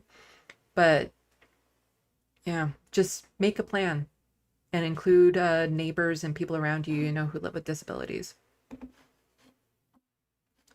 So here we have Alberta Premier fights tears in emotional update about Jasper wildfires. Ooh, let's watch. Good morning, everyone. In the last day or so, we have all seen on the news and social media the horrific pictures and videos coming out of Jasper. Homes and businesses have been lost to a wildfire that people are calling a wall of flames. There is no denying that this is the worst nightmare for any community. To the residents of Jasper and those displaced far from home, looking at the images of your town on TV and online, the feelings of loss and fear and loneliness must be overwhelming. But you are not alone. All Albertans are with you. For many generations, the town of Jasper and the parks surrounding it have been a source of pride. With some of the most beautiful scenery in the entire in the world. Our grand Sorry, it looks like she's trying to be emotional, but can't quite make it, was like, yeah, I can just concentrate a little bit more. I can make these tears happen. That doesn't seem real at all. Like, she should be ashamed of herself.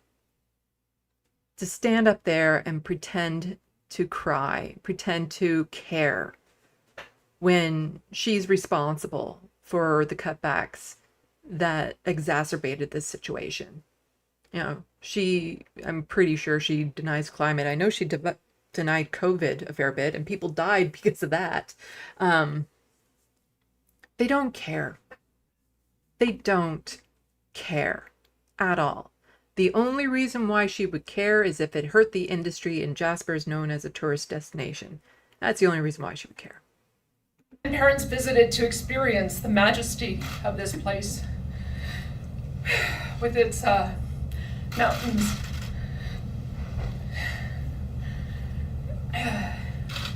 and lakes and meadows.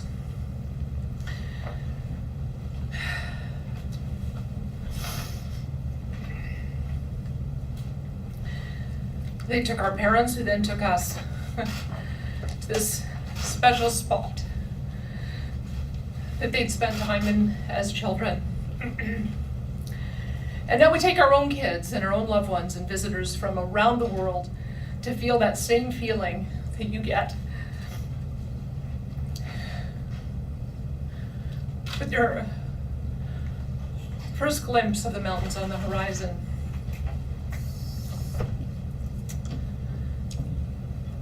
Only A something feeling could that have been done. even though you've just left home, you're coming home.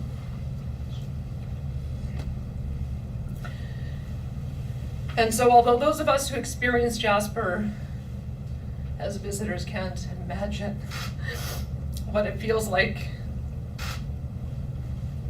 to be a Jasperite right now, we share the sense of loss with all of those who live in the town, who care for it, and who have helped build it. Jasper, we will continue to stand by you, and as everyone works to get their feet back under them, and as we look forward to recovering. Right now, the wildfire is still out of control, and crews are working in dangerous conditions to try and protect critical infrastructure.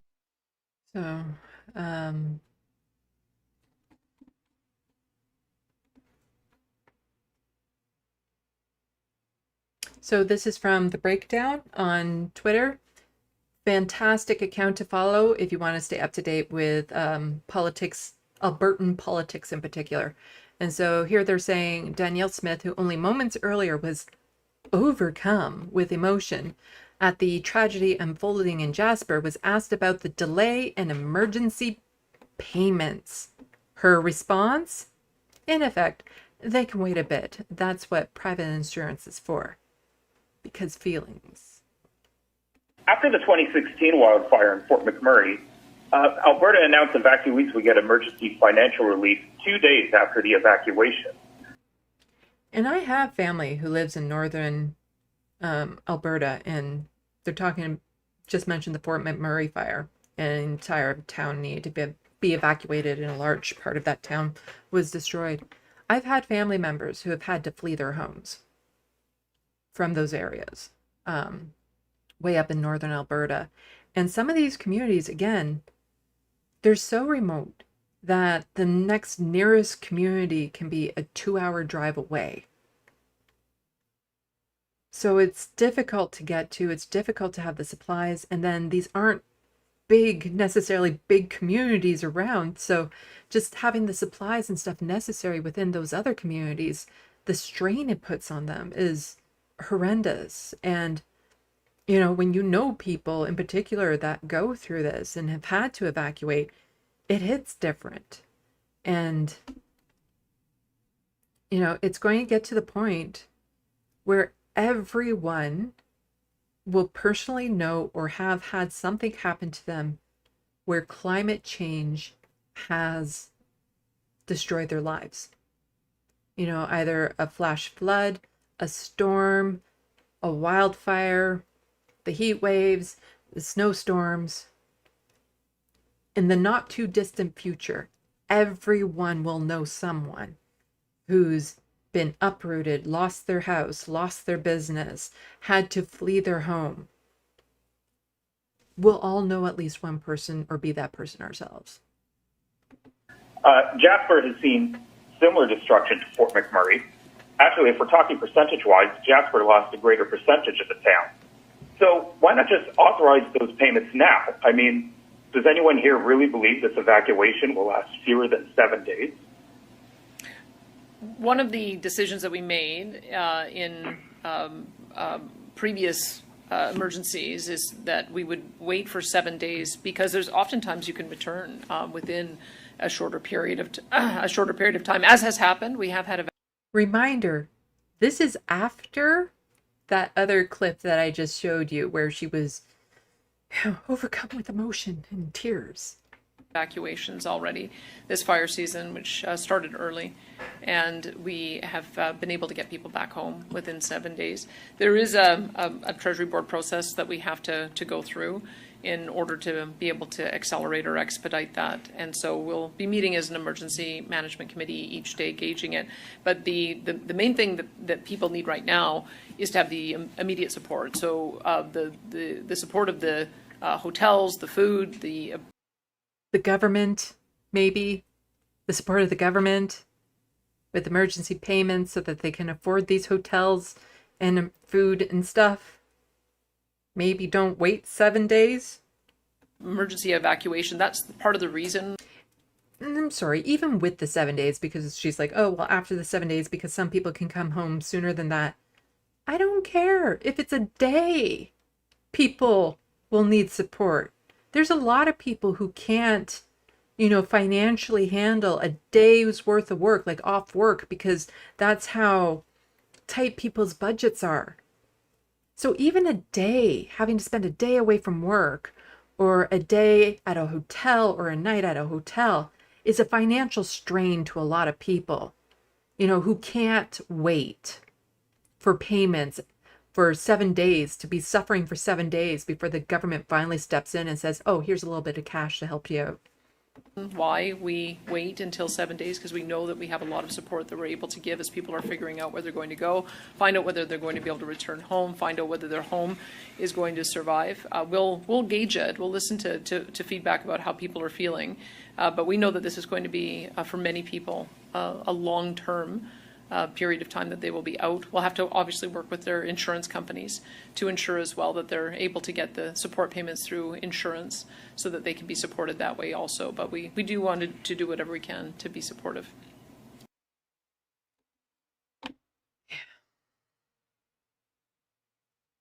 After the 2016 wildfire, There is a thread that I was trying to find on here that went into really good detail of the breakdown between the municipal, federal, and provincial. And I'm sorry, I was not able to find it. I like so many tweets, and this is part of the thing when I start making this. I'll fill people in again after this, but I've now made a second Left of the Box account on Twitter so that I can like things specifically for my channel that I plan on putting in, so it's easier for me to find them later on. Because there was a really good thread, and I can't remember who did it or anything, that really just broke down the issue of jurisdictions, and the breakdown touches on it. And they say, to be clear, wildfire response is coordinated effort, combined response from multiple different levels and jurisdictions. If one jurisdiction makes major cuts to the resources, that affects all areas. That means if one jurisdiction, say Alberta, makes major cuts to wildfire resources, that leaves other jurisdictions to scramble to build up their resources. So to blame the lack of resources should fall first on any jurisdiction that made the major cuts. It's also probably worth noting that the biggest contributing factor here, as reported, appears to be the conditions. No wildfire response can fully address that. Sorry, folks, but this is a dry climate now. And I'm really frustrated. I don't know where that thread is. That did a really great job of breaking it down. And so this is from MP Harjit, just saying, I have approved requests from Alberta to provide immediate and urgent support from the federal government to protect people and homes in Jasper and communities across Alberta. The images of structures burning are distressing, and all our thoughts are with the people of Jasper. So again, they had to wait until Alberta basically asked for the federal government to step in. But the Conservatives will always blame the federal government. It will be, if they're provincial Conservatives, they'll blame the federal Liberals. If they're federal Conservatives, they'll blame the provincial Liberals. If none are currently available for them to blame, then they'll blame previous administrations. That's just what they do. They just blame other people for the messes they cause. So here we get a bit more about the increase in wildfires. Edmonton are in the midst of their smokiest year. Calgary and Edmonton are in the midst of their smokiest years ever in terms of smoke hours. In Edmonton, 266 have been recorded so far this wildfire season. In Calgary, 499 smoke hours have been recorded since May 1st. That means Calgarians have spent over 16% of their time shrouded in smoke, and as wildfires continue to burn near and far, these records are only expected to rise. So what exactly is a smoke hour? Well, it's a metric tracked by Environment and Climate Change Canada, meant to keep a general record of the amount of smoke that passes through a given area from the start of May through the end of September. Smoke hours are recorded at weather stations under 24-hour observations, such as international airports, and they're defined as an hour during which ground visibility is 9.7 kilometers or less due to smoke. It's important to note smoke hours are not directly correlated to air quality, but that doesn't mean the statistic should be ignored. We do know that increasing air pollution is associated with all sorts of bad things, including stroke, heart attack, lung cancer, etc. Back in 2014, the city of Yellowknife saw 476 smoke hours. Dr. Courtney Howard's research shows that year, asthma-related ER visits doubled, while pneumonia-related visits increased by half. Mental health impacts were also observed. We need to anticipate increasing costs related to adaptation, and we need to make sure that we transition to a low carbon economy. She says that when this wildfire season finally ends, community leaders need to identify and closely study its impacts, with human-caused climate change predicted to increase wildfire activity in the years ahead, making extreme summers like this one more frequent. It's really, really time for us to actually crunch the numbers and do what's right for public health. Yeah, they're increasing. There's just no way around it. That's what's happening. And it's only going to get worse from here on out unless the governments really step up what they're doing and get involved. Let's see. So here's, again, the layers of how destructive, like it's a cascading effect with natural disasters and climate change. So wildfires devastated Jasper. The soot and ash are putting Albertans' glaciers at risk, scientists warn. So if the fire itself wasn't bad enough, ash is darkening Athabasca Glacier, causing it to absorb more solar heat, hastening glacier melt. That is one dark looking glacier right there. That would almost, you would almost think that's stone and not ice. As the devastating fires around Jasper National Park filled the sky with smoke and ash, John Pomeroy was thinking of his region's famous and melting glaciers.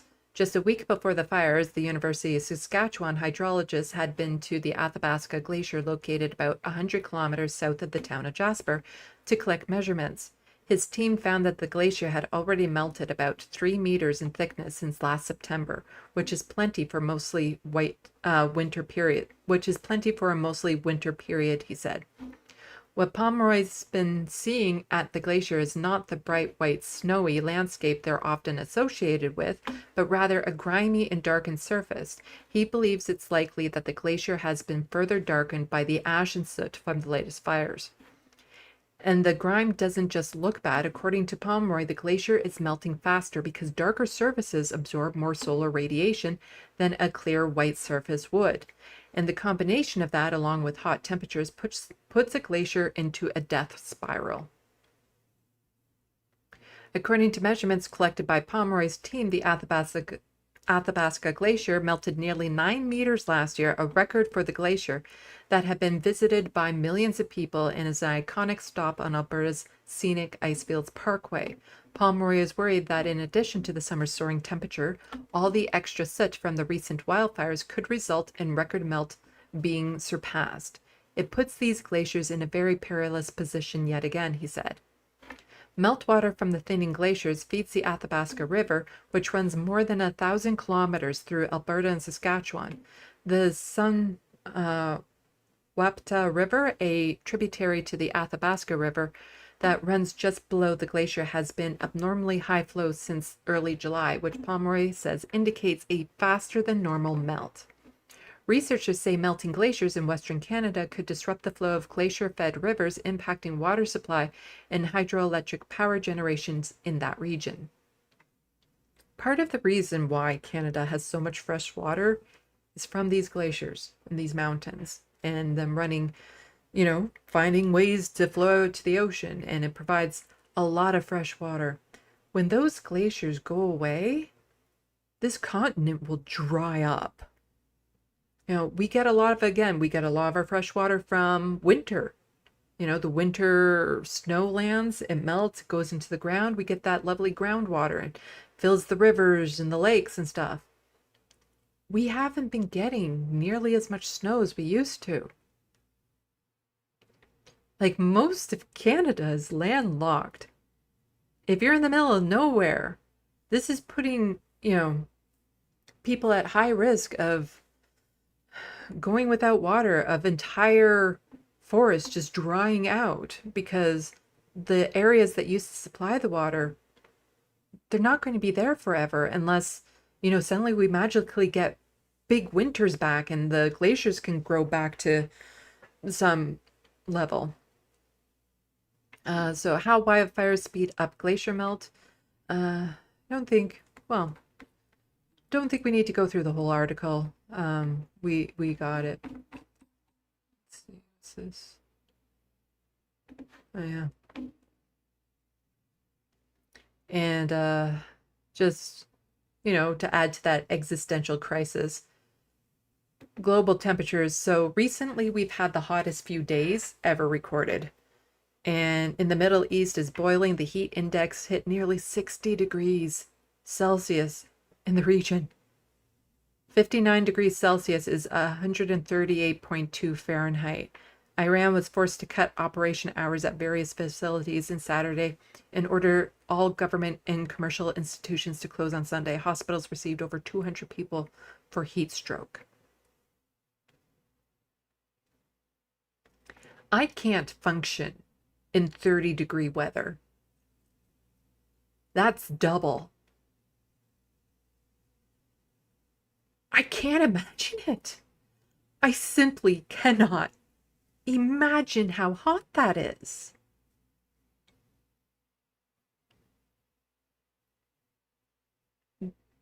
If this hits, like this type of heat hits an area that maybe isn't accustomed to heat at all for an extended period, like an area without air conditionings or, proper fabrics and things and people knowing how to cool down.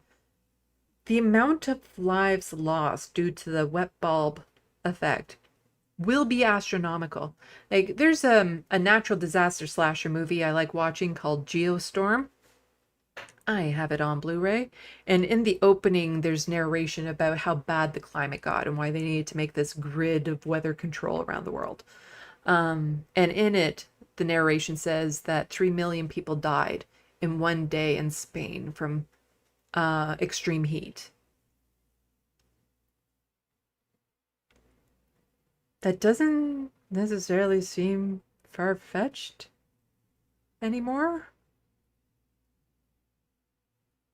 Heat like this, you can't survive out in the open with this. If you can't get to a place that's cooling down, you can't survive.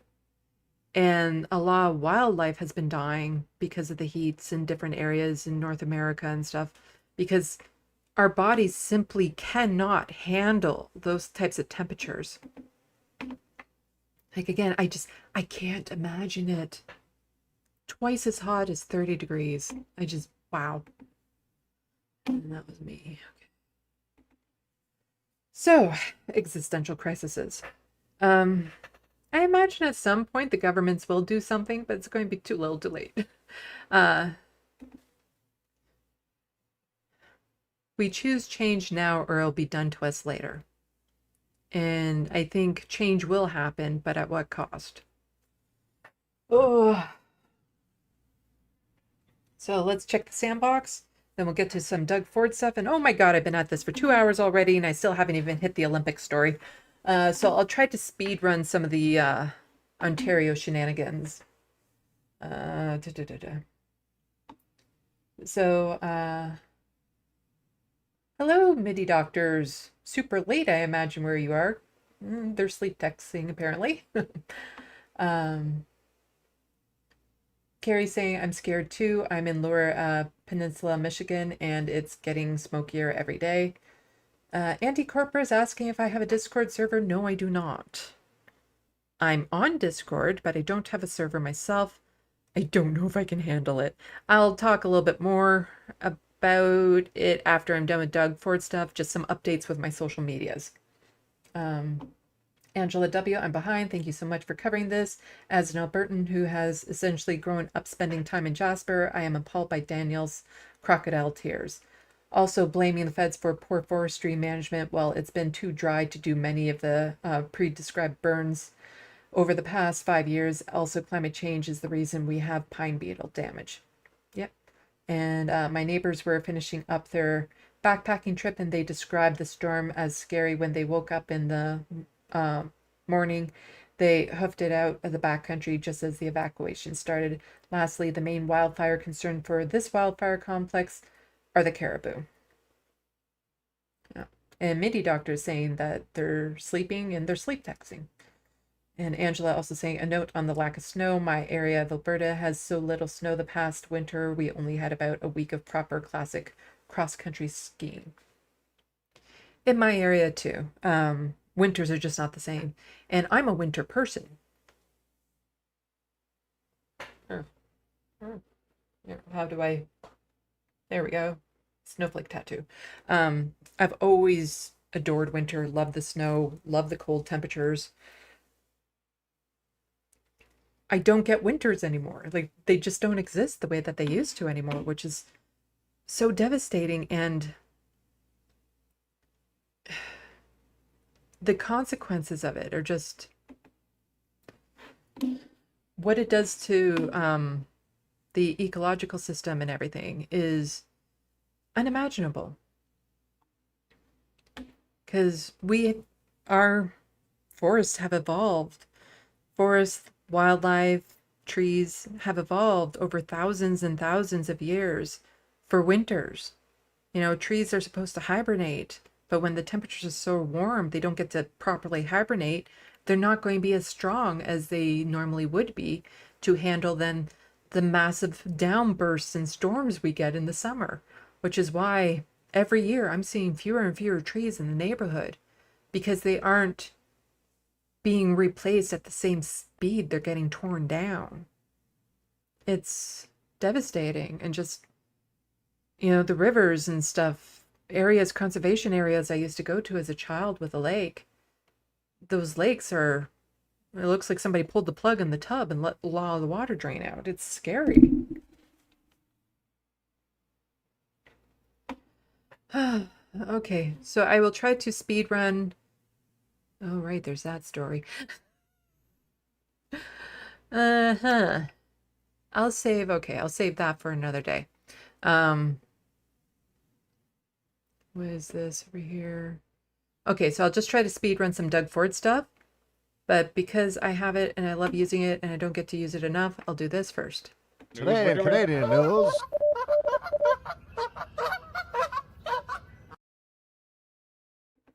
Yes, today in Canada news, from Tina, I asked Premier, she's a reporter, I asked Premier Ford about plans to expand pharmacists' powers. Critics say it is yet another way his government is privatizing the healthcare system, putting money into the hands of large retail chains. I totally disagree. The docs don't have lack of customers. Full response. Tina Yazdani asked Ford about that and joins us now with his answers. Tina. Yeah, Cynthia, that announcement last week didn't sit well with some Ontario doctors as well as critics who are concerned about where that public healthcare funding is going. So pharmacists could soon treat and prescribe for 19 more common ailments like headaches and shingles. That's on top of the 14 they can already treat and prescribe for, like pink eye and UTIs. But the Ontario Medical Association tells me with 2.5 million Ontarians now without a family doctor, the government's priorities are all wrong and pharmacists cannot replace physicians. Pharmacists also charge OHIP $19 a visit, so almost $20 million has been siphoned away from family doctors since these powers were handed to pharmacists last year. Pharmacists can't refer you. You know, they can maybe say, oh, well, try this medication, but if you need to see a specialist or get something investigated, they can't help you. This is not a solution at all. Like, it would be great if this was maybe on top of everyone having a family doctor. Like, if we all had access to family doctors, but you know what? You wake up in the morning, you have a bit of a sore throat, you go into the pharmacist, yeah, sure, it sounds like this, here's this. That would be fine, but we are so far from that in Ontario right now. Millions of people without a family doctor. And as I keep on saying that they never report on in mainstream media, that doesn't include the people with family doctors they don't like or they don't really have readily access to. I asked the Premier about the concerns. Critics say this is yet another way your government is privatizing the healthcare system by putting money in the hands of these large pharmacy retail chains. How do you respond to that? Well, I totally disagree. You know, we're backlogged. It's not the docs don't have a lack of customers. If I had $1 for every time someone said I need to get an appointment with my family physician, I can't get it. Over 1 million people have gone to pharmacies for 19. Why can't they get an appointment with their family doctor, Doug? Huh? Why? Why is that a problem? What could you do about it? You know, having pharmacists available is not the solution because, yeah, people go to the family doctor for things other than a UTI. Prescriptions, and we're expanding that. That's 1 million people that don't have to go to their family physician and tie up their office for simply something like pink eye or other. They should be able to go to their family doctor because the family doctor would be able to determine if maybe it's something a little bit more severe than just the cursory, oh, maybe it's pink eye. It could be something else. Areas that they need a prescription. It is one of the most popular things we've ever done. Doctors, of course, say that it is popular because a lot of Ontarians, 2.5 million of them, in fact, do not have a family doctor. Now, the Ford government also says this will result in overall savings to the healthcare system. It's kind of like saying water is a very popular beverage. Yeah, it's because you kind of have to. You have to drink water. You know, it's like, oh, these pharmacy programs, it's really popular because people are desperate. They're desperate.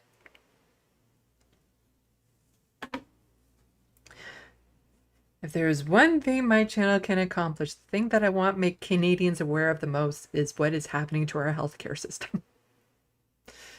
It's just so frustrating.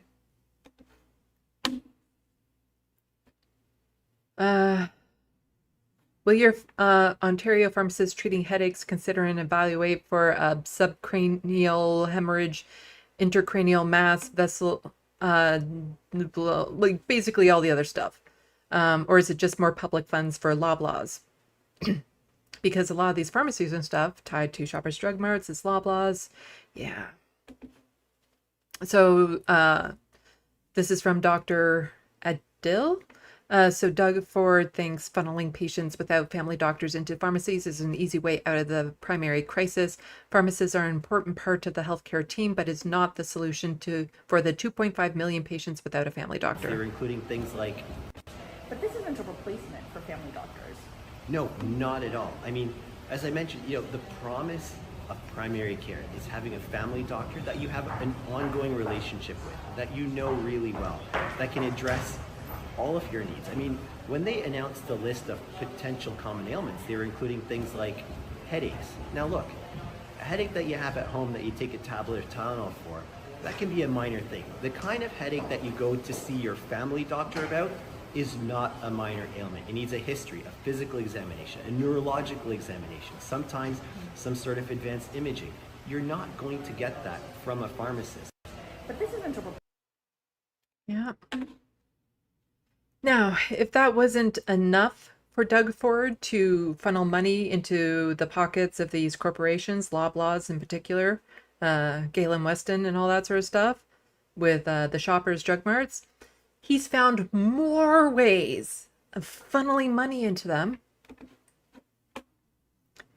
Ontario renews deals with Shoppers Drug Mart to offer free menstrual products in schools.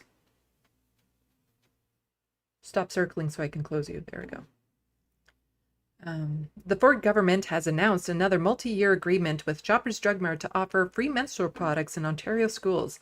The 3-year deal announced by the Minister of Education, Todd Smith, and Associate Minister of Women's Social and blah, blah, blah, blah, blah. Yeah, basically a contract given to somebody that Doug Ford has given a lot of contracts to give money to rich corporations, to just funnel that money into them, because free menstrual products in schools, very important. So of course Doug Ford has to figure out how can he use this to make rich people even richer. So let's see, this is the second time Ford government has awarded Shoppers Drug Mart contract to disperse pads and tampons free of charge in Ontario schools. In total, the national pharmacy retailer is set to provide more than 23 million pads and tampons, 3 million more than last agreement, said Smith, and more than 1,300 menstrual product dispensers to Ontario schools for the next 3 years. By providing essential products, we not only supporting the physical and emotional health, it's very important to have this service in schools.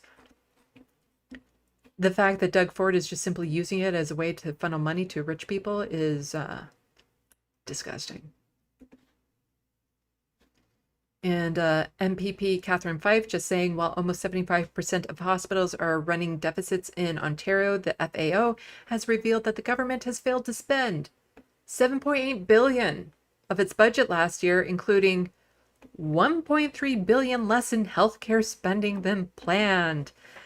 You see, the thing is that if all the money that was allocated for healthcare spending in Ontario was spent properly, nobody would have to go to their pharmacist to get prescriptions, because that would be taken care of by the family doctors that would be available if all the money was spent properly.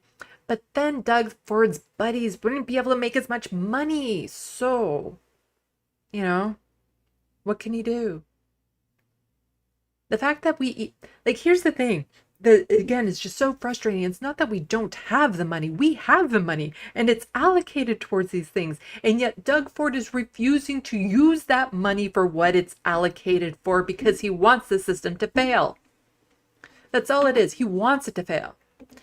And so now we have, let's see, Justin Trudeau, to help tackle auto theft, we deployed X-ray scanners to the GTA so that officers can detect stolen cars in shipping containers. We have to keep the pressure up, but this kind of progress is what we want to see. Now, why am I putting this right here?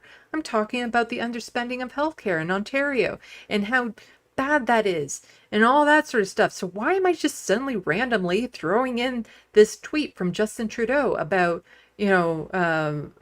car theft, auto theft? Because I planned these out so that there's narrative. Well, this is why. The Ford government is buying police helicopters to combat impaired driving, $134 million, while also increasing access to alcohol across Ontario, $225 million, expanding sales to corner stores and gas stations a year early. I asked the Premier about his alcohol everywhere policy.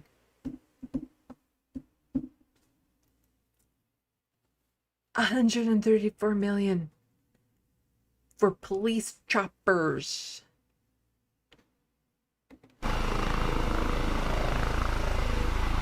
And now these helicopters will also be used to catch impaired drivers.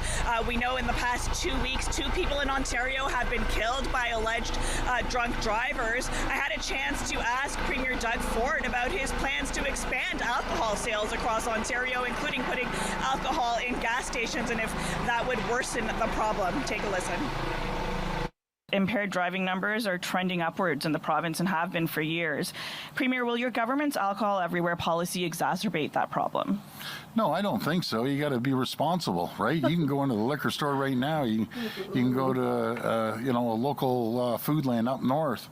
You have to be responsible. People know you don't drink and drive. They claim to be the common sense government. This is where our money is going instead of healthcare. Ontario is spending $134 million on 5 new police helicopters. 5. That will fix the province. Yeah, that's what our province needs for people to survive. 5 new police helicopters. Let's see, what's this? The Ontario government is purchasing 5 new police helicopters to be used in the Greater Toronto Area in Ottawa at the cost of $134 million. In a news release issued Monday, provincial officials say the helicopters would be used in instances of auto theft, carjacking, street racing, and impaired driving. I think more people are affected by the lack of health care than we are by auto theft. Just saying. Our government is making the necessary investments to ensure that police services have the tools and resources they need to crack down on auto theft and car thieves, said Premier Doug Ford in his statement. Here's another bigger picture thing. Why don't you tackle the issues as to why people are stealing cars? Why are people doing this to make money, to get by? The social issues surrounding that. Why not maybe do something about that? Well, that would require him to do a job, do his job. The cost of the helicopters has jumped from $46 million planned in this year's budget, an increase that stemmed from adding a helicopter and buying them instead of leasing them. So it's like he claims to be such a good business person, and yet here he is spending like almost $100 million more than what was planned. Because no, we'll just buy them instead of lease them. How does anyone believe he's a good business person? Ford said in a news conference, I think it's the best investment we've ever done in policing, and we just look forward to them going out and making sure we keep our streets safe from the criminals out there. I don't see how these 5 helicopters will keep my streets safer. They're not. That's the thing. They're not. This only helps very limited areas for very limited issues. It doesn't help on a grand... It's He's saying it's the best investment. How about mental health services? That would be a better investment. How about family doctors? That would be a better investment. Housing, better investment. The province says that the part of the new Joint Air Support Unit Ontario Provincial Police, OPP, will acquire 2 new blah, blah, blah, blah. The other 3 helicopters, okay, whatever. Then Bonnie Crumby, provincial leader, said something. Right, CBC, you don't mention anything about what Merritt Stiles has to say, the leader of the official opposition. Got it. Going to talk to Liberal leader Bonnie Crumby, who's the leader of a party that doesn't even have official party status at Queen's Park because they have so few seats. Not necessarily a big fan of Merritt Stiles, but maybe put her quote in there instead of Bonnie Crumby's. Huh? Sorry, that's just another pet peeve of mine from always. How the media gives more attention to the Liberals than they do to the official opposition. Anyway, let's go back to the Sandbox. And then we'll get into the news about the Olympics. Space Cat, I thought 50 degrees was the worst people could endure, but 60 is really horrible. Yeah, the thing is they're not going to be able to endure it. And thank you so much, Angela W., for the $6.99 Canadian. I really appreciate it with the cute little stickers high five in there. I really appreciate that. Every little bit helps, and I mean it. Might just be a small gesture from people, but it makes a big difference to me. Trevor Boren says apple tree clinics are useless. Space Cat, Quebec is as horrible with the lack of family doctors, and Prime Minister always speaks about going to see private doctors like everyone is rich like him. I actually have a story about Quebec and healthcare, and since you're in the audience right now, I'll play the clip. I was going to move on to the news, but since you mentioned it, I will play it for you. Certificate for English only Quebec Health Services. So this is about healthcare in Quebec. They come up with something every day, and it's just plain wrong, morally wrong. A new Quebec Health Ministry directive may require English speakers in the province to show an English language eligibility certificate if they would like to be served exclusively in English in the healthcare system. In the 31-page directive, the Health Ministry states a health institution can communicate in English exclusively with a person provided that they meet 2 criteria.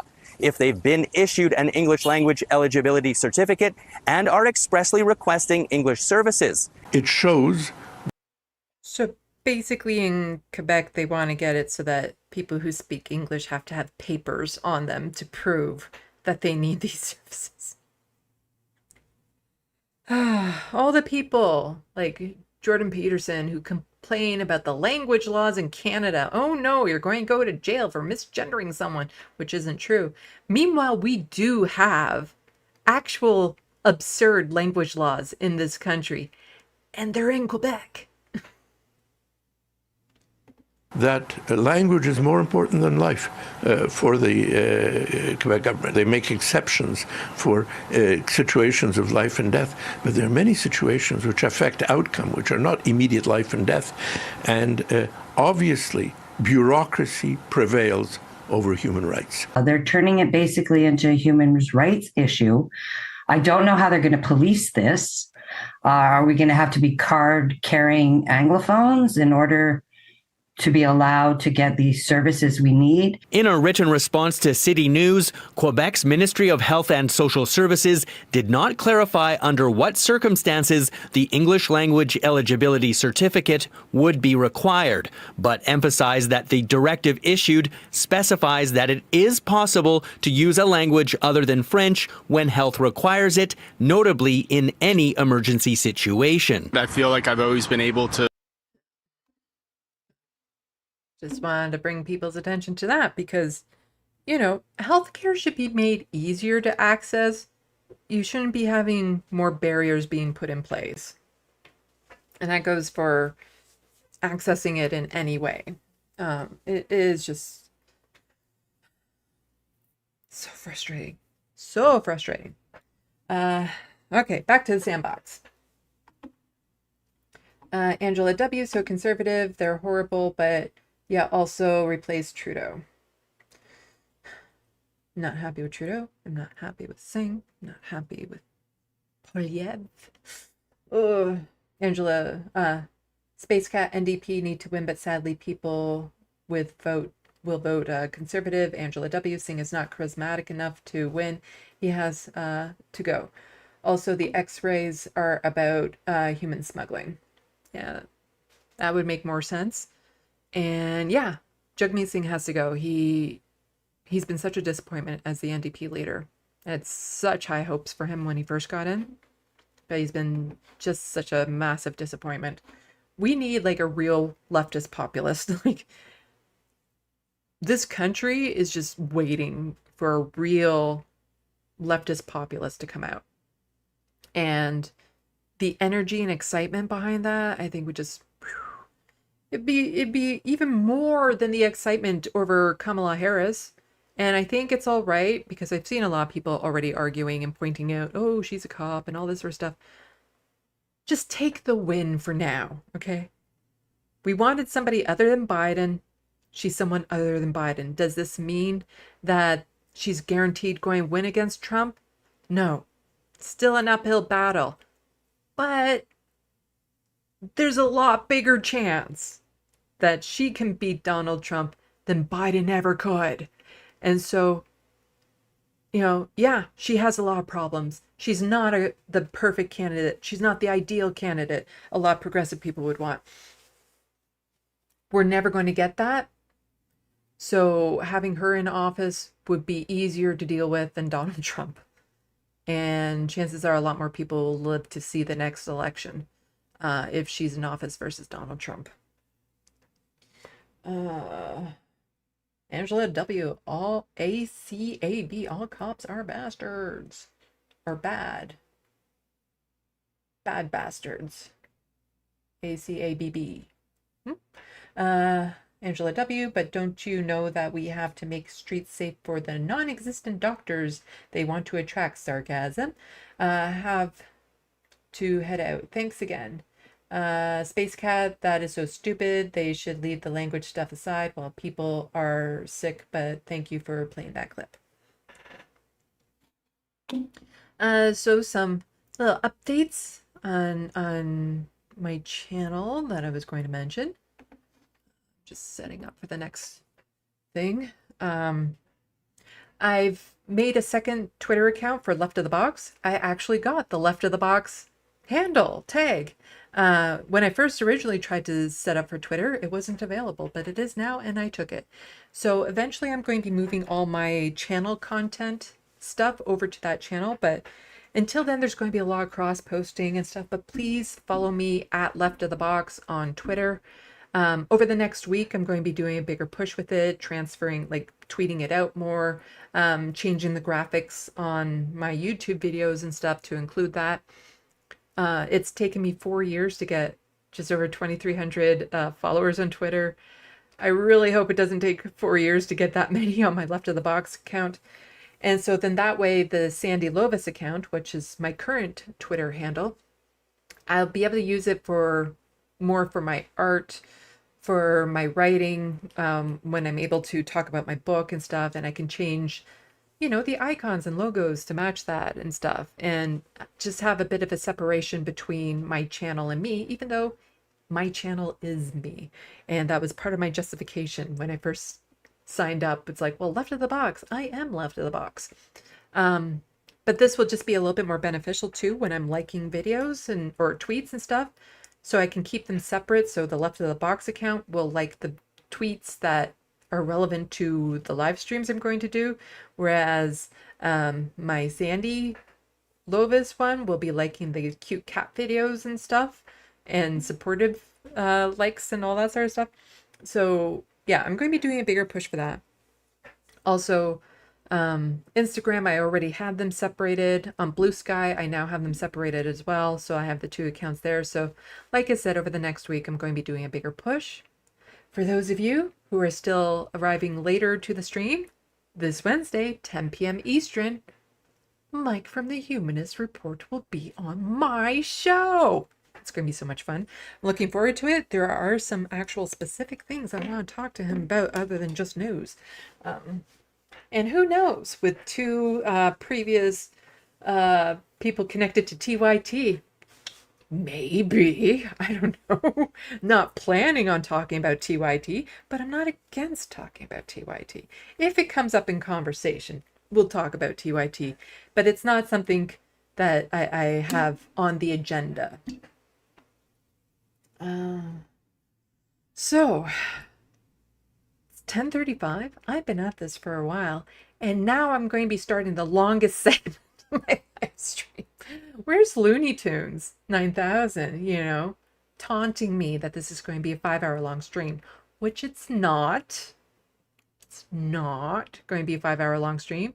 I'm not starting a stream at 8 p.m. that's going to be 5 hours. But this is an important story to cover. I'm sure a lot of you have already heard about it. The boxers in the Olympics and everything around that. And I've seen a lot of coverage on it. And I appreciate a lot of the coverage on it from Majority Report and a whole bunch of other leftist content creators. But they're all missing a perspective of somebody who isn't cis. I am not cisgendered. I am non-binary. And I'm a little, I'm part of the queer community and stuff. And there are aspects of this story that aren't really being talked about enough. And so I have it all laid out in my narrative. I'll try to go through it as quickly as possible, just given the time, while still hopefully saying everything I hope to say. There's a lot that I want to cover with this story. I'm not much into sports, so this is not necessarily something that, sports related issues are not something that I necessarily want to cover, but considering how outrageous this whole thing is, it's important, and especially important for somebody like me to cover this story. So let's get to it. So this all started with a couple of tweets from horrible right-winger people saying, this is Logan Paul, saying this is the purest form of evil unfolding right before your eyes, and content warning right now, there's going to be a lot of misgendering happening in this, a lot of transphobia happening in this.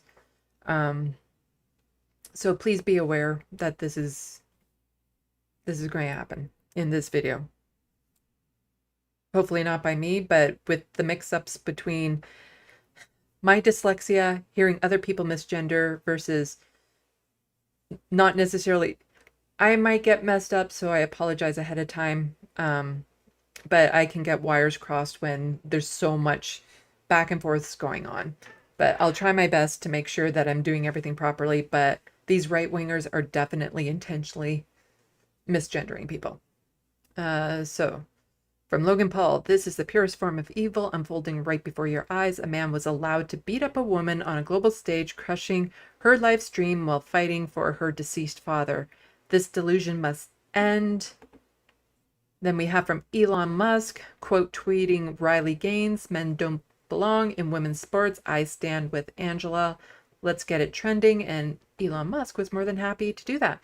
The thing is that the man they're talking about is a cisgendered woman competing in a woman's sport. So Natalie Wynn is just saying they're really going all in on just pretend this woman is trans to harvest outrage. None of them will stand being corrected. They don't care what's true. They don't care about the potential consequences for transvestigating a woman from a country where being trans is illegal. So again, I'll just show in their tweets. So I'm not too sure how to say the boxer's name. Iman Khalif. So please, again, forgive me on pronunciations. There's going to be a lot of names in this story I won't know how to pronounce. So I believe the correct pronunciation of this is turf. That's, I believe, that's how you pronounce this. Is turf cunt, to be specific. So this person, J.K. Rowling, tweeted out, could any picture sum up our new men's rights movement better? The smirk of a male who knows he's protected by misogynist sporting establishment, enjoying the distress of a woman he's just punched in the head, whose life ambitions have just been shattered. Again, this is a cis woman on the women's boxing team. Now, it wasn't just her being targeted. There was another boxer also being targeted. And let's get a little bit into who these women are that's being targeted. So first, a top female boxer, Iman Khalif, dreams of gold to inspire young people. I started with nothing and now I have everything. So she is from Algeria, where it is illegal to be trans. She would never be able to get the treatments there.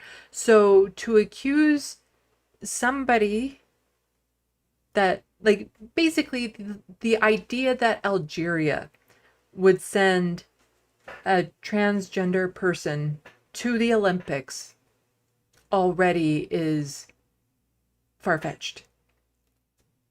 Because you're not allowed to be, well, you are trans, but Algeria doesn't recognize that and prevents surgeries and is absolutely brutal towards people who are trans. So the thought of that country sending anyone to the Olympics who would be trans is absurd to begin with. So when Iman 24 of Algeria's top female boxers is asked what achievements she is most proud of, she says, "It's being made able to overcome the obstacles in my life." Now, I'm going over this. It's not a long article because I feel it's important to actually hear from these women who are being targeted, because a lot of the coverage is covering the Italian boxer that got punched in the face. An Italian boxer was punched in the face. And a lot of the coverage has been focused on her. So I feel it's important to actually get into a little bit of who these women who are being targeted are. So Iman recalls how at 16 she managed to excel in football in her rural village in there in western Algeria, despite football not being seen as a game fit for girls. Moreover, the boys in her village felt threatened and picked fights with her. Ironically, it was her ability to dodge the boys' punches that got her into boxing. The story behind her is already like one of overcoming obstacles, of fighting back against adversity and all this sort of stuff. Like, it's actually a very inspirational story of how she got to where she is, that is now being totally dismissed and undermined by the actions of these right-wingers who are just rage engagement farming. Yet taking up boxing proved even more of an obstacle for her than football. It meant traveling for training each week to the next village, 10 kilometers away, which also meant money for a bus fare. She was unable to ask her father, who, besides being away working in the Sahara Desert as a welder, did not approve of boxing for girls. To raise money for transport, Iman sold scrap metal for recycling, and her mother sold cuckoos. Together, they were able to afford the bus to town for Iman to have regular boxing training sessions. 3 years later, following long training hours every week, and at 19 years of age, Iman came 17th in the 2018 World Championships in New Delhi and represented Algeria at the 2019 World Championships in Russia, where she came in 33rd. Now she is preparing for the Summer Olympics Games in France, and so this is a little bit older, article, I started with nothing and now I have everything, says Iman in an interview with UNICEF official in the capital Algiers. Both my parents come to support me. They are my biggest fans, she said, a large, charming smile lighting up her face. Iman stresses how important sport is in a country like Algeria, where opportunities for girls in a sport could be limited instead of restrictions, particularly in villages and where overweight and obesity are becoming a serious public health challenge, particularly for women. Algeria has an obesity rate of 22% and is among the top 20 countries in the world that have the highest rates of obesity. About 12.8% of children under the age of 5 are overweight, and it's predicted that by 2030, 46% of adult Algerians will be obese if no interventions are put in place to reverse the trend. Many parents are unaware of advantages of sports and how it can improve not only your physical fitness, but also your mental well-being, adds Iman. Yet Iman is not just driven to make difference in her own life, but also for other Algerians.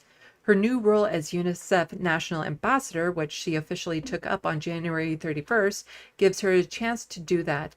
UNICEF, representing the Algerian representative in Algeria, Katrina Johansson, on appointing Iman as an ambassador, says, "We feel honored that Iman has accepted to be an ambassador for us. She is already a great role model for young people to get involved in sports in Algeria, and she can now extend her influence to push forward the child's rights agenda." On her part, Iman says, "I am deeply honored to be an ambassador for UNICEF. My message to young people is to follow your dreams. Don't let obstacles come in your way. Resist any obstacles and overcome them. My dream was to win a gold medal. If I win, mothers and fathers can see how far their children can go. I particularly want to inspire girls and children who are disadvantaged in Algeria."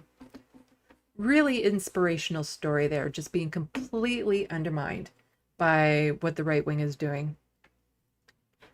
I need another drink because my throat is very dry, so I will be right back.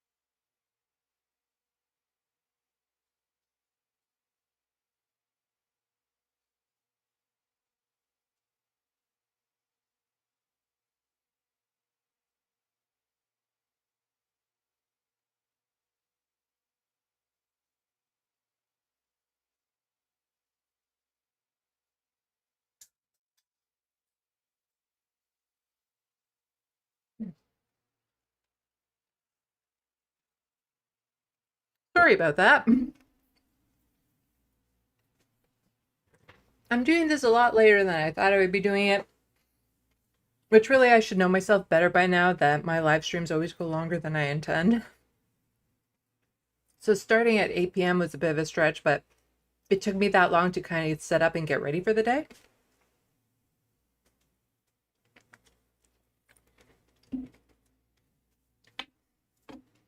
So there is another boxer who has been targeted by these right-wingers. And that is Lin Yuting, Taiwan's Olympic boxer who failed a gender eligibility test. So who is Lin Yuting? So she is another cisgendered woman who has been targeted by this right-wing mob, but you're not hearing as much about her because she didn't win. How do I close that? There we go. And I wanted to get down to here. Yeah. So who is this person? Lin achieved gold in New Delhi in 2018 at bantamweight before another gold medal in Istanbul 4 years later for featherweight. So she was also not allowed into the IBA or didn't pass their gender eligibility test. And we'll get a little bit more into those later on and why those tests weren't necessarily fair or accurate or necessary. These are cisgendered women. So she achieved a gold medal in Istanbul 4 years later at featherweight. Featherweight. She ultimately lost her bronze medal at the same competition in New Delhi last year following defeat in the semifinals to Kazakhstan's Karina after she failed to meet the gender eligibility criteria. Bulgaria's names I can't pronounce.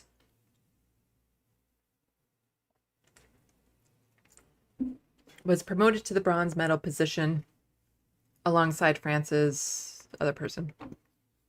So here we go.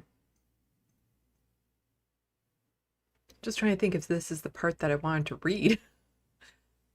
Oh, no, here we go. Yeah. So the 28-year-old who is coached by John boxes from Southpaw stance. She has a 40-14 record overall with one victory coming by knockout. She made her debut in 2013 at the AIBA World Women's Youth Championship, winning gold in Albania, Bulgaria. Her hero is the legendary Ukrainian boxer Vasily Lomachenko, the two-time Olympic champion and three-weight world champion in the professional ranks. Away from boxing, Lynn enjoys exercising, watching television, and singing, according to the official Olympic site. She was educated at the Chinese Culture University in Taipei, where she studied sports studies, also known as Ting. She still represents Chinese Culture University. So she will make her second appearance at the Olympics and stuff. So again, another cisgendered woman, but she's been targeted by these right-wingers, saying she's a man, that she's a trans man when she's not.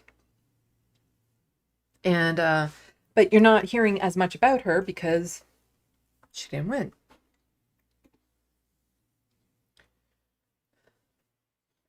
Meanwhile, people that there should be outrage for aren't getting that outrage. So we have the right wing that is just going absolutely over the top with outrage over these two women they are saying are men. When they are cisgender, they were born with vaginas, uteruses, ovaries, but happen to have some XY chromosomes. Then suddenly, despite being assigned female at birth by the doctors, they're suddenly men. Some women with those XY chromosomes can get pregnant. That's a possibility. So does that now mean they admit men can be pregnant? Like, that's the thing. They just keep on moving the goalposts with this. Because here's the thing. If these women were to suddenly say that they were trans men, suddenly all of these right-wingers would be like, no, you're a woman. It's ridiculous. They're targeting these women to fit a narrative, and they're forcing these women into this narrative because the narrative they want doesn't exist. Like I said, if these women were to suddenly say, you know what, I am a trans man, the right wing would then just blow up and say, no, how dare you? You can't be a man. You are a woman. You have, female reproductive organs and all that sort of stuff. It is just so fake, their outrage. Meanwhile, if you really want to be outraged, an actual male at the Olympics, Stever Vandervelde is a rapist and a pedophile. When he was 19, he went to the UK and raped a 12-year-old girl after giving her alcohol. He's representing Netherlands in beach volleyball. So here's an actual person, male, who has done real-world harm to children. And the right, like J.K. Rowling and Elon Musk and all them, keep on saying that trans people are groomers and they're a danger to children. And yet here's a real proven danger to children. And where's their outrage over him? How is he even allowed to participate? He should be in prison right now. Like, this didn't happen all that long ago. Like, how is it that he still gets all the privileges that comes with being a white male after doing something so horrific? And yet here are two women. Oh, right. Those women aren't white males, so they're definitely not treated the same. And they're not white women, so they're definitely not treated the same or given the same courtesies. So David just saying, things you don't like to see, child rapists competing at the Olympics. Things you do like to see, child rapists being booed every moment he competes. So Dutch child rapist, I do appreciate how they are at least stating it over and over again to make it clear to people that this is a horrible, horrible person.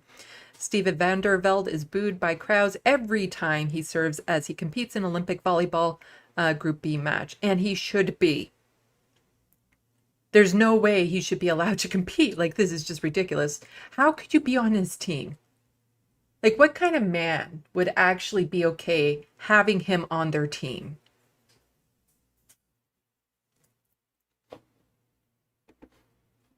And Alejandro just pointing out again, because J.D. Vance was getting into this, just saying this is where Kamala Harris's ideas about gender led to a grown man pummeling a woman in a boxing match. This is disgusting and all of our leaders should condemn it.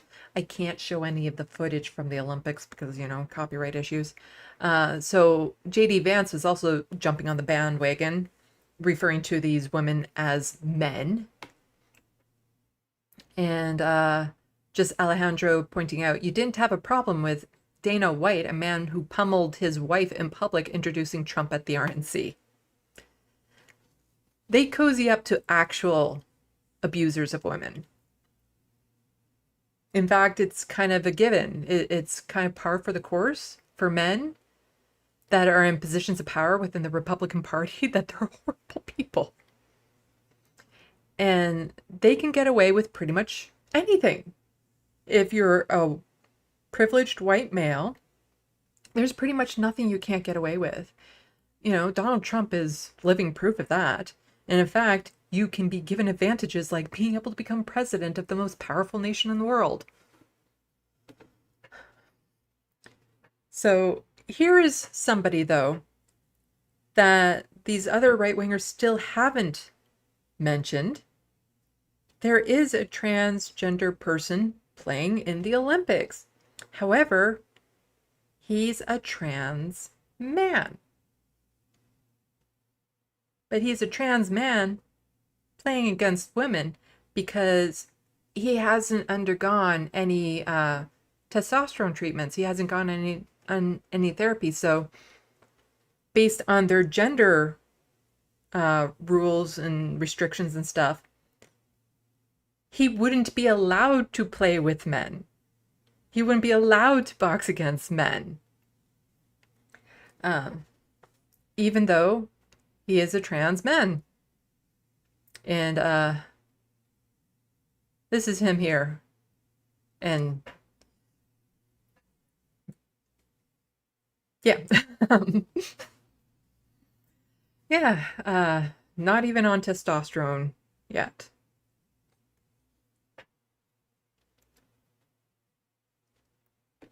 But also, part of the reason why they're not talking about him is because there literally is a trans man who has boxed against women in the Olympics this year. Turf won't tell you his name because he was eliminated in the round of 16. His name is Hargi, and he's a Filipino boxer. And again, that's why you're not hearing about him. Even though there's a man hitting women for entertainment. It's a sport. They're not just doing it for entertainment. It's a sport that involves hitting. So there is a man actually playing against women, but he happens to be a trans man. And since he didn't, you know, get high up in the rankings, the TERFs don't care because he doesn't play into their narratives.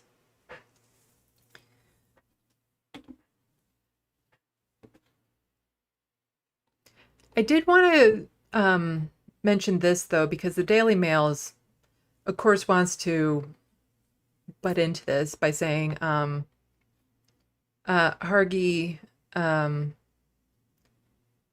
Daily Mail refers to them as female Paris-Olympic boxer who identifies as a man, calls for fighters who failed gender tests like Iman and Ling to be banned from Olympics. I don't trust the Daily Mail on this. And also, it's one thing to say that if they failed the gender test to be banned from the Olympics. The thing is that Iman and Lin didn't fail gender tests. According to the Olympics, they qualified to play for the women's teams. So it's not like they need to be banned from playing. They qualified. They qualified as women. They're cisgendered women, and they qualified as women under the Olympics rulings. And we'll get a little bit more into that. So the framing that the Daily Mail put on this, I wouldn't hold much salt to it. Not saying it couldn't have happened, but I just wouldn't put much salt to it. So here's the Italian boxer that was hit in the face by a man. Can't get over this image. Khalif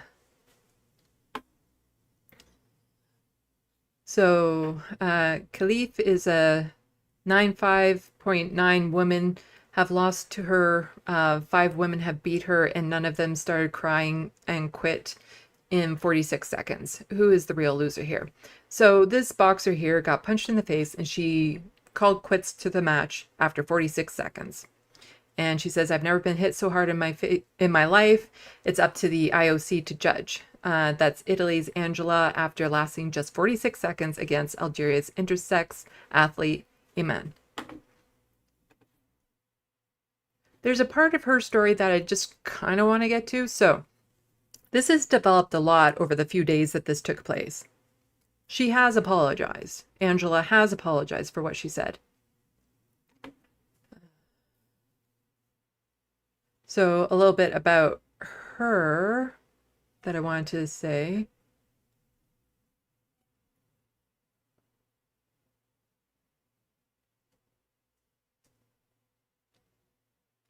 Why did she quit?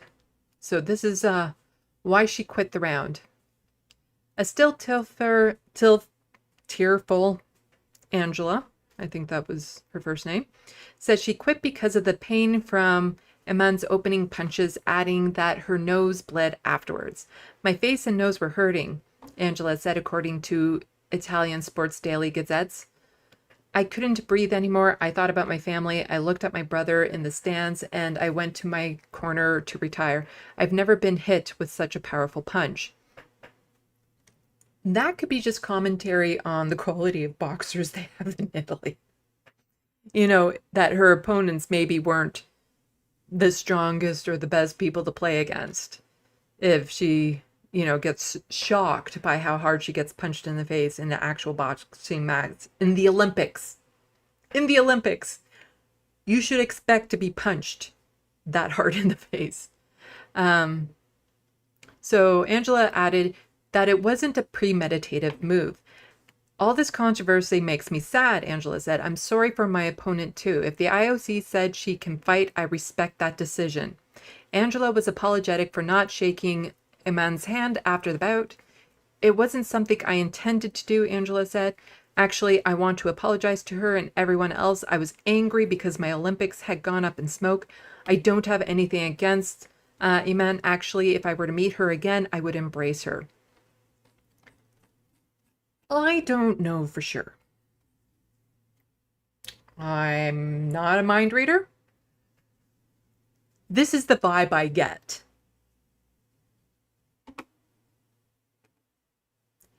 That she was crying foul because she was embarrassed by her loss and she quit. And she cried hoping to get attention and sympathy. But then all of a sudden was like, "Oh, that went a little too far." Like, she wanted the sympathy, she wanted people to be on her side, but then when she saw the absolutely horrendous attacks Iman was facing, was like, oh, I didn't want it. No, that, ooh, huh. That was a bit much. I just wanted people to pity me. I didn't, because Iman's life has actually been put in danger because of this.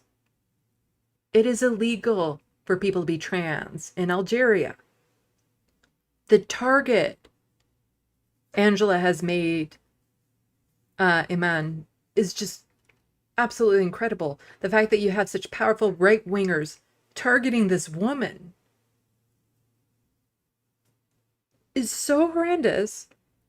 And I get the feeling she cried and she played it up because she did want the attention, but then was feeling a bit of shame, a bit of guilt that it went too far. And that's my read of the situation. I don't know for sure.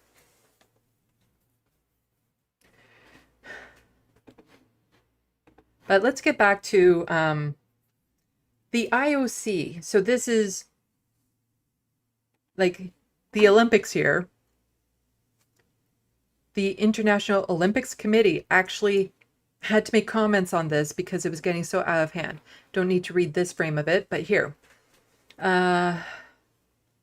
We have seen in reports misleading information about 2 female athletes competing at the Olympics Games in Paris 2024. The 2 athletes have been competing in international boxing competitions for many years in the women's category, including the Olympics Games in Tokyo 2020. International Boxing Association, the IBA, which is the one where they were banned, and we'll talk about that, World Championship and IBA sanctioned tournaments. These 2 athletes were victims of a sudden and arbitrary decision by the IBA. Towards the end of the IBA World Championship in 2023, they were suddenly disqualified without any due process. According to the IBA minutes available on their website, this decision was initially taken solely by the IBA Secretary General and CEO. The IBA board only ratified it afterwards and only subsequently requested that the procedure to follow in similar case in the future be established and reflected in the IBA regulations. The minutes also say that the IBA should establish a clear procedure on gender testing. The current aggression against these 2 athletes is based entirely on this arbitrary decision, which was taken without any proper procedure, especially considering that these athletes have been competing in top-level competitions for many years. Such an approach is contrary to good governance. Eligibility rules should not be changed during ongoing competitions, and any rule change must follow appropriate processes and should be based on scientific evidence. The IOC is committed to protecting the human rights of all athletes participating in the Olympics Games as per Olympics Charter and the IOC Code of Ethics and the IOC Strategic Framework on Human Rights. The IOC is saddened by the abuse that these 2 athletes are currently receiving. The IBA's recognition was withdrawn by the IOC in 2023 following its suspension in 2019. The withdrawal of the recognition was confirmed by the Court of Arbitration for Sport, CAS. See the IOC statement following the rule. The IOC has made it clear that it needs National Boxing Federation to reach a consensus around new international federation in order for boxing to be included on the sports program of the Olympics Games in LA 28. There. A lot of people are saying that these 2 women are men based on an arbitrary decision from one organization that happened while the competition was going on.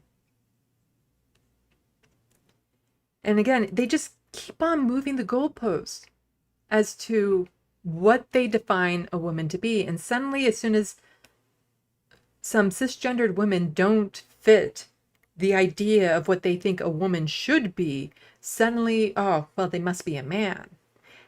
And not surprisingly, generally speaking, it's women of color who are said to be men. See, I don't like using the word accused when it comes to gender. And I'm being very careful not to say that they're accused of being men, because there's nothing wrong with being a man. And so I don't like it being used in the sense of it being an attack almost. Because being a man is great. If you're a man, trans man, cisgender man, that is great. I don't like the framing around saying that the right wing is accusing these women of being men. Instead, they're just saying that these women are men. And as I said earlier, the sad thing is that if these women were to suddenly say, do you know what, I think I am a trans man right now, the right would lose their minds and say, no, you're not. Like every narrative that the right wing can come up with as to what they think a woman is, suddenly the goalpost gets moved as soon as they need some outrage firmed. Because, you know, only the most extreme testing would find out that they have some XY chromosomes. You know, a lot of people with the XY, a lot of women with the XY chromosomes can still get pregnant. You know, they're born assigned female at birth, raised as women, feel that they're women, they're cisgendered women. But oh no, this thing that you can only find out through a very specific test shows that they have something in that's similar to what a man has. And I think part of the right's frustration and why they keep on moving these goalposts is there is no one thing that can definitively say this person is a man or this person is a woman. There's no one thing all men have that no women have, and no one thing all women have that no men have. It's a very bimodal model that we're going on, because for many different reasons, there are certain traits and qualities down to biology that is shared among the genders. And sometimes it's a lot more common in one than the other, but every time you try to get the right to define what a woman is, it excludes so many people that are cisgendered women. Oh, well, they can't get pregnant or they don't menstruate. Well, that's any menopausal woman, and lots of women never had the ability to menstruate for one reason or another. I can't get pregnant. Well, also, I'm not a cisgendered woman, but they would say I am. And I think it frustrates them to no end that they can't put people in the box that they want to put people in. That there isn't just that thing. And so they have to keep on moving the goalposts because they want these women to be men to fit their narrative. They want the outrage. They want to stay relevant in their cause. And so they have to turn to these made up issues because the issues that they want simply don't exist. You know, you don't see a scourge of drag queens grooming children. That's not a thing. You don't see, you know, a whole bunch of trans people being more aggressive or more violent towards children or people than cisgendered men, for the most part, but cisgendered people. The stories that they want to believe, they want other people to believe, simply don't exist, so they're making them up. And these women happen to be a convenient target for them.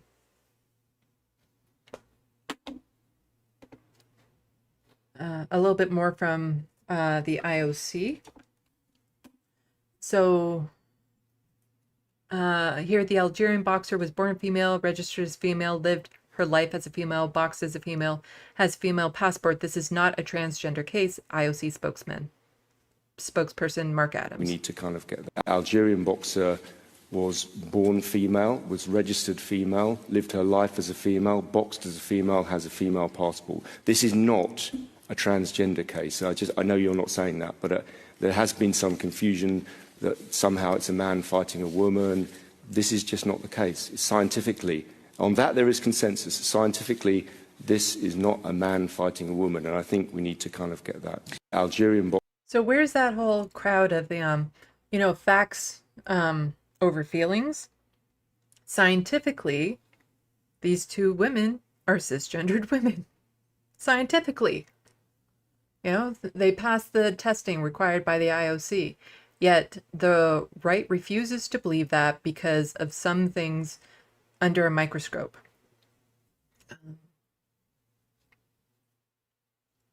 See, I'm just trying to see the order of what I put these in to make sure that I'm remembering the order in which I'm trying to say everything. So here is Suleiman Ahmed, Algerian boxer, was born a woman. Iman is a woman. She has She has a condition characterized by abnormally high androgen levels in her blood, leading to elevated testosterone and a presence of XY chromosomes. This is a natural disorder. And I don't necessarily like using the word disorder for this type of thing. It's just a condition. But no. I also wanted to point out with this one, a comment I came across that just kind of made me go, what? Should still be here. This one. I understand you're brown and all, but the presence of an XY chromosome means you're a male.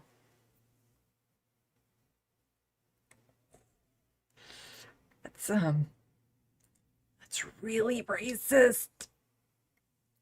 I understand you're brown and what? People of color can't believe trans people exist or don't understand the difference between genders? This is the Twitter that Elon Musk has cultivated. Absolutely disgusting rhetoric going on. Like, here you have somebody who is advocating for this woman who is just stating that this is a condition she has that leads to the presence of elevated testosterone and presence of XY chromosomes. And suddenly, because he's brown, he can't say that? I don't understand. I don't. The thing about queer folks and people who are trans is, we exist in every religion, in every skin tone, in every background, in every area of the world. So the idea that somebody can't comment on it because of their skin color or religion or anything is ridiculous. And having advocates from all around the world, from all different backgrounds, is a good thing. But again, just to point out the obvious, is that here we have women that if they were men and had these types of natural advantages, they would be applauded. They would be looked up to. They would be like, wow, look at these amazing men and what they can do. But since they're women who happen to have, elevated levels of testosterone, which can give them a natural advantage or a natural edge on some things, suddenly, oh, that's a bad thing. But everyone points to Michael Phelps. And he's literally referred to as a freak of nature because of his disproportionate wingspan, double-jointed ankles, lung capacity twice that of an average human, body that produces half the lactic acid of a typical athlete, and he is rightly celebrated for being the greatest male swimmer in history. Meanwhile, female athletes with genetic differences that are legally discriminated against, harassed to no end. This is not about protecting women in sports. It's about protecting a very specific idea of what a woman is. And, yeah. When it comes to people who are good enough to go to the Olympics, there's usually something about them that makes it possible. Because for some people, it does not matter how much you train. It does not matter, how much effort, how much heart, how much you want it. You may never be able to run fast.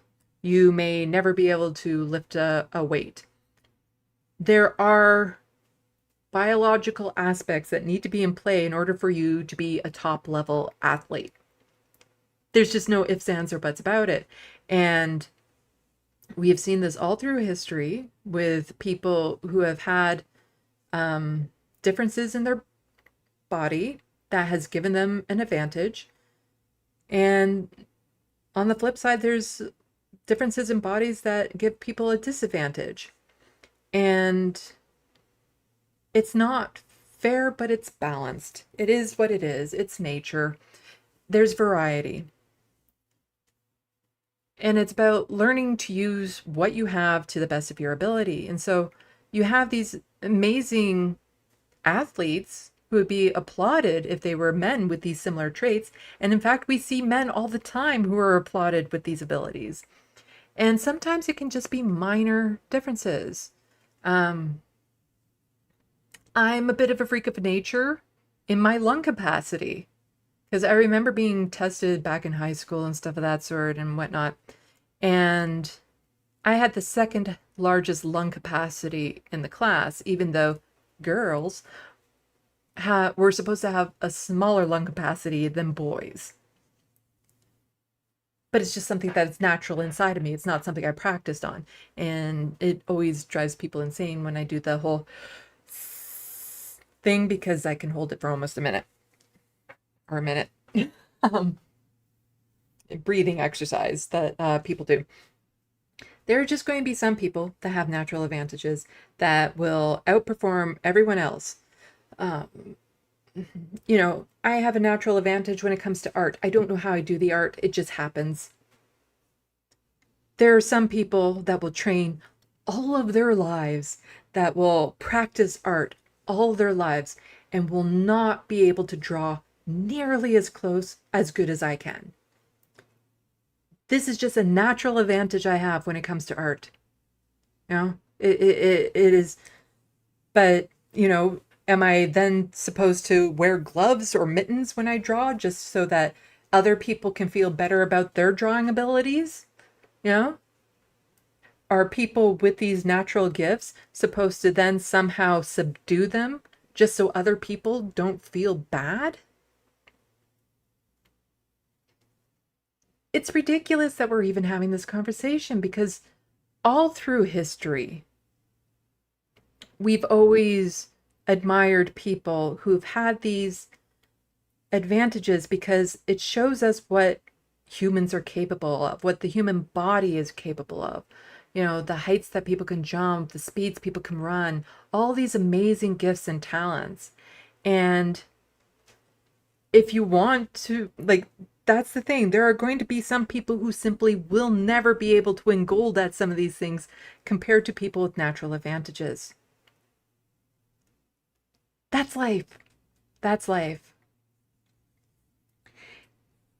And it's just so frustrating that you have these amazing women who have amazing inspirational stories that are just being completely undermined by these right-wing lunatics who want to use them as rage engagement. Just absolutely disgusting.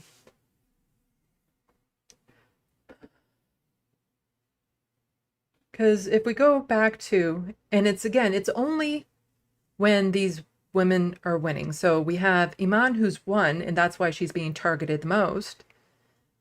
But the thing is that she hasn't always won. This is just this Olympics. So isn't it interesting how at the 2020 Olympics, when Iman lost to Kelly Harrington in the quarterfinals, literally no one accused her of being a man. It's almost as if brain dead right-wing morons will hop on any conspiracy theory train. And just like I pointed out earlier, there is a trans man playing against women and nobody's saying boo about him. There's an actual man punching women in the face in boxing. Like, that's the thing. Again, just so ridiculous. Like, oh no, I got punched in the face. You're a boxer. You're a boxer. You're a boxer. It's going to happen. There's not a boxer in the world who is so good they've never been punched in the face. That is a part of the sport you signed up for. It's kind of like when a cop gets scared at a situation and has to put themselves in harm's way to protect people. That's the job you signed up for, but instead they end up just shooting every threat they get. This is pretty much a version of that, you know? It's like, oh no, I got punched in the face. Must be a man. And literally putting these women's lives in danger. But here, all four of these women have beat a man. No one complained and said it's a man and shouldn't box then. And I also want to point out, there is one trans boxer at the Olympics, but it's not a trans woman. There are none good enough to have qualified. It's a trans man called Hergy. That doesn't fit the biggest narratives, so they'll ignore it and lie instead. Here's another qualm I have with all these arguments that are going on. Right here. There are none good enough to have qualified. Look at all these women who have also beat her. See, she lost. She lost against other women. Pointing out her failures to validate her gender, to me, is disgusting. I feel so bad for her that all of a sudden there's all these people out there saying, oh no, she's a real woman because look at all these other women who beat her. She's not that good. You know, she may have won this time, but look at all these times that she was a loser. So therefore she must be a woman. Or this one, there are none good enough to have qualified. There are many reasons why trans women might not have qualified. And it's not necessarily because there's not any good enough to have done it. This is so harmful to trans women. Because let's just go back to some fundamentals here. Part of the reason why it's just a numbers thing. There's not as many trans women as women who go into these sports.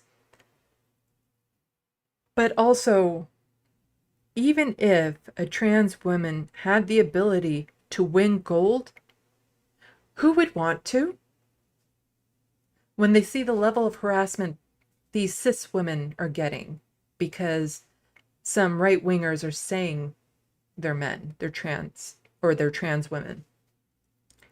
What trans woman would want to go on an international stage and receive that level of harassment? Now, I fully believe a trans woman is a woman and should be able to play in women's sports. But you're not going to see that because the amount of barriers and harassment that they receive before they get there is obscene and horrific. And just constantly pointing out that, oh, well, they're not as good as other women. Look at all these other women who beat them. Is so disheartening for me to see that used as a way to validate their femininity. That because they aren't as good as some women. And to me, it's really sad. It's really sad that you can have a trans woman who might be fully capable of winning gold in the Olympics, who won't attempt it because she knows the level of harassment and targeted hate she would receive would not be worth that medal. And this is being missed in this conversation a lot. That, there's a lot of people coming to the defense of these women because they pass these gender tests. They qualified to play as a woman. So therefore, if we're going to be gender critical, we'll agree with this, and they're definitely women. But a lot of those people wouldn't necessarily come to the defense of a trans woman. trans woman who's been on hormones for a long time, or, you know, that sort of thing.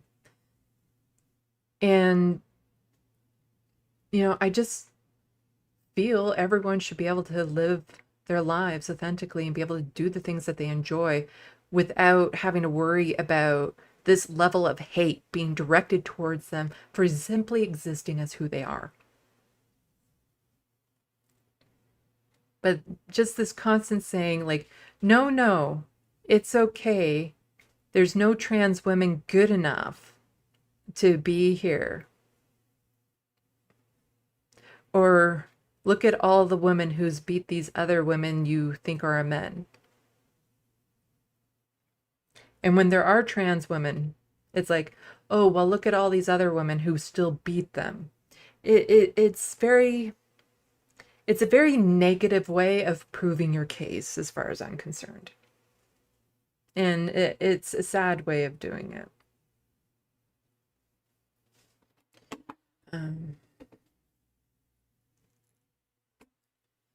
And the hate and the racism was not over.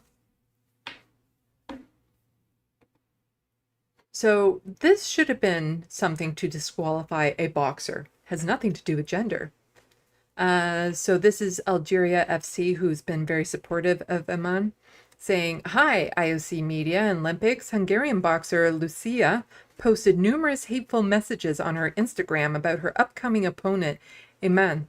This is contrary to athletes' declaration of rights and responsibilities for athletes within the Olympic movement."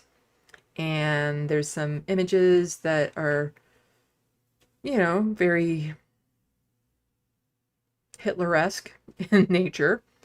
And also just, this is the girl fighting the male boxer tomorrow. And showing off her femininity, her body and stuff, to prove that this is the beautiful woman who's going to be fighting against that man. And another thing that I've been seeing a lot lately is, you know, when you see Iman in the boxing ring, all sweaty, without makeup and stuff, doesn't necessarily look very feminine. But then there's all these people pointing out, like, look at all these pictures of her when she's done up with makeup and looks beautiful. And again, it's just this frustration that you have to meet these feminine standards in order to be validated as female, as a woman. That suddenly, no, it's okay that she's all this because she can glam herself up to be a beautiful woman. Just so frustrating. But here we go. So that Hungarian boxer, this woman here, had a match against her, and Iman won. She won against her. Against that racist piece of shit. She won. Hell yeah. Breaking. Iman, after beating Lucia today, I have been boxing for years in the International Boxing Association, which has committed injustice towards me, but I have Allah with me, Allah Akbar. So, yeah. She won against that racist piece of shit. And still kind of, you know,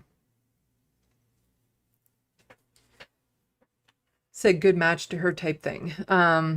What she says, what this Hungarian boxer says after the fact, be prepared for more hate to be coming out, I would imagine. But it's just awesome. She won and proved them wrong. It's just, you should always punch a Nazi in the face. Just saying. I think that's what I wanted to say with that video. Oh my god, it's like 11:35. I think that's everything that I wanted to say with that story. Just, again, some aspects that I think were getting missed by a lot of people. And it's now a full story too, because she won against all the obstacles. She overcome them and did a great job, and now she's going to be suing the transphobic, turfy, racist bigots for endangering her life. Like, that's the thing. Her life has been endangered because of these people. And it's disgusting that they can get away with it with almost no consequences. So I hope she sues them and sues the hell out of them. And it wouldn't surprise me if somebody like her, just given her life story that she's already done, I would imagine she would just use that money to make it easier for other girls in Algeria to be able to participate in sports. That would not surprise me in the least. But, yeah. Let's check the Sandbox. Let's see.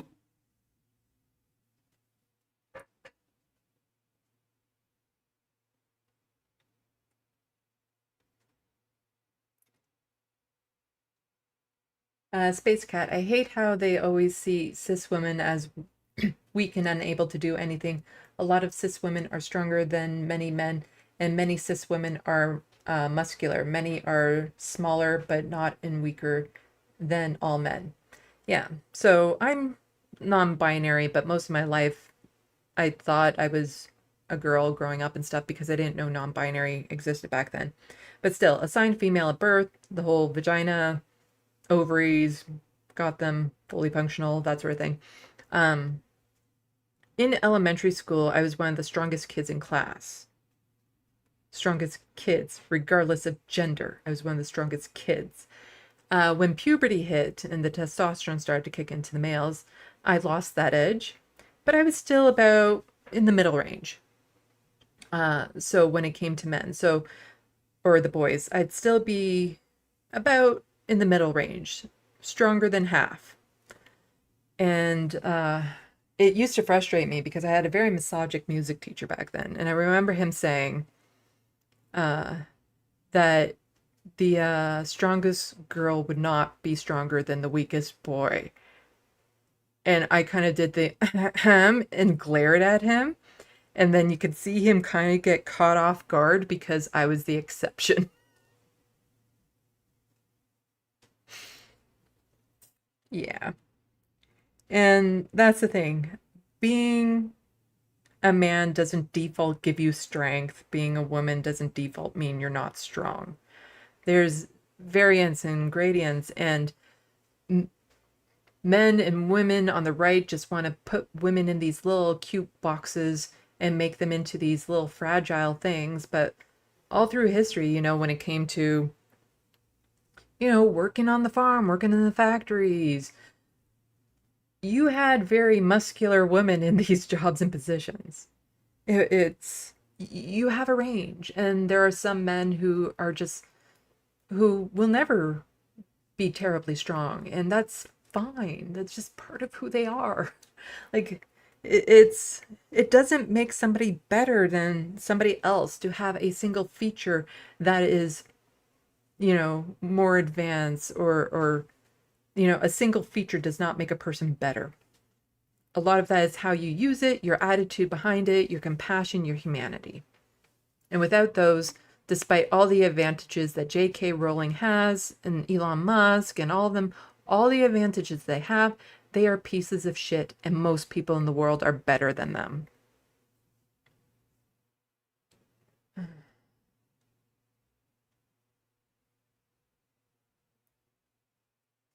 Space Cat feminists like J.K. Rowling are disempowered women. They are not feminists at all. No, they are not, because, you never see J.K. Rowling actually call out real pedophiles. The cis white men. Or when she's in these right-wing circles, the way that men will talk about women and how women should be submissive and in the kitchen and all that sort of stuff. And she'll never challenge them. No. She only speaks for a certain type of femininity that she must approve of in order for you to be considered a woman. And people will then say, well, I'm non-binary, but then they'll say, no, you're a woman. And those very same people, especially on Twitter, I have a lot of outspoken Twitter peeps who are cis women. Those same people will then say to those cis women that, oh, you're a man. But then as soon as I would say a similar comment, and say, oh, but I'm non-binary, they'd be like, but you're a woman. So they're just looking for whatever works for their narrative. They don't care. It's not about actual rights. It's not about real people. They just want a narrative. They want a story. That's all. Judith just saying bizarre. I'm not sure about which part, but yep. Space Cat. And indeed, they put Iman in danger and spread hate of trans women everywhere, making it even more dangerous than it already is for trans women. Why don't they just mind their business? Yeah. I get the feeling she's going to be safe in Algeria, just given the publicity and the fact that the IOC accepted her as a woman. And, you know, she has trained as a girl and a woman all of her life.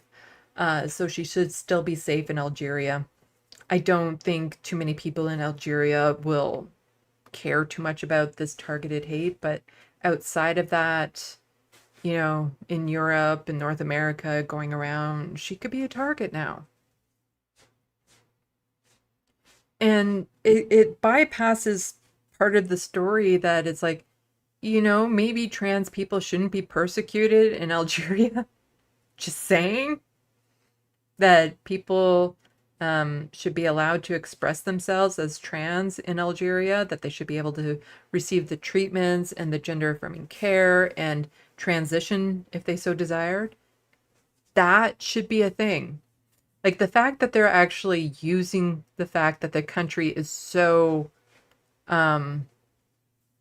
restrictive and anti-LGBTQ as justification again for validating her femininity is so gross. It's like she can't be trans. They don't allow trans people in Algeria.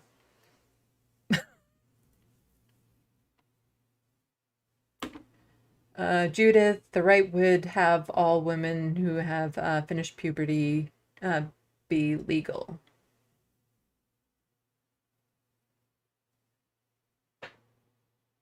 Space Cat, as long as they can do traditional abuse, it's okay for them. And yeah, most of the people attacking these two women for hitting other women in the face, saying, oh no, blah, blah, blah. And it's like, it's a sport. It's a sport where you punch people in the face. It's just... And yet when actual men punch women in the face out of anger or misogyny or patriarchy or abuse, suddenly all these women are quiet. Or all these bigoted right-wingers are quiet. When it's a man exerting his dominance over vulnerable people, suddenly they're quiet. Space Cat and Crotchety with a heart emoji. Space Cat, those two women need more than a letter to say sorry. They now have a whole bunch of crazy people on Twitter and elsewhere hating them and endangering them. And yes, same if they were trans women. And Space Cat, you are 100% right. Yes, trans women should be able to lose or win, but to do their best and enjoy competing, yes, and go Iman. Yep. Oh, I can probably start unwinding now. It's been a long live stream. For people who are joining now, just again, big announcement. Mike from the Humanist Report will be on my show Wednesday at 10 p.m. Eastern. So I'm super looking forward to that. It should be a lot of fun. I have specific things I wanted to talk to him about. And who knows what's going to happen in the news between now and then, because, oh my God, the news is just going at such an incredible pace. So I am in this book derby that I've mentioned bazillion times on this channel.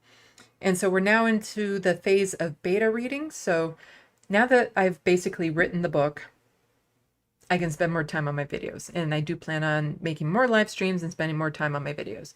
But my stress and anxiety over the past while has been extreme. And I'll admit it, I had to call a hotline. I wasn't in immediate danger, but I didn't know what else to do to stop what was going through my head. And it did help, I guess, just kind of relieve the pressure to just be able to openly talk about it in a way I can't talk to my friends, and in a way I can't really talk about it here, because I don't want to be a burden to people. I don't want people to want to be able to help me when I know they can't. And so it's nice to talk to somebody who's at least trained to talk to somebody with my mind state, who has signed up to talk to somebody with what was going through my brain. And just being able to freely talk about it released some of that pressure. Having my friend come over yesterday to help me set up my new social media accounts in case anything went wrong relieved some of that pressure. Because my anxiety flipped out earlier in the week when I was running into troubles, because on social media, I've made new accounts. One's for Left of the Box, now on Blue Sky and Twitter, which I'm going to be moving more people over to if possible, to make them more geared towards specific channel content. So I have my own personal accounts that I can post more about my writing and stuff. Like, I was going to make an account for this made-up author for the book derby, but I just given up on that. Because, you know, part of the derby is to see how many copies you can sell. I'm not going to be promoting it before it sells under the author's name, because you can't promote it through your own channels and stuff. It would have to be through the author's name, and I've decided not to go through the hassle of making all these accounts for a throwaway name that's not going to be around in a few months. So after the derby is over, I will promote my book on my channels. But I did have to make accounts for the book that I've already written for the author that I need to keep separate from my online identity for the sake of my own safety. And if you were to read the book and you know what the book was about, you would completely understand why I'm doing that. So that was a hassle, just getting all of that set up. And I still have a long way to go before I can finish publishing my first book. And it's causing a lot of anxiety because it's just these last few steps. It's so complicated and confusing, especially to somebody like me. And I'm terrified of being taken advantage of. But it's really, I'm at the stage where I really, really just need somebody to hold my hand through this, to get it templated, to get the numbers, to set up the web page, to find the proper online self-publisher, all of that sort of stuff. I really wish I had somebody who could hold my hand through this process, because trying to do it myself has just been so overwhelming and draining and taxing and adding to my anxiety. And I just want to get it done. This book has been ready to be published, and people have been wanting this book. I'll say that much about it. There's always been a good time for this book, but I think the public is ready for this book now, and it's important that I get it out. So, yeah, I'll be working on that. So I do have to do some beta reading for other books with the Derby, so that will take some of my time, but I will be putting more time and effort into my live streams, trying to get them a little bit more regular again so that I can have a little bit larger audiences, because I appreciate all of you for coming out. And I appreciate, I also have some drawings I want to work on too. It's a way to unwind and just kind of relax. So like on the thing here, I'm going to be updating, like this will be switched to @LeftoftheBox, @LeftoftheBox. So I'll have all the tags for Left of the Box.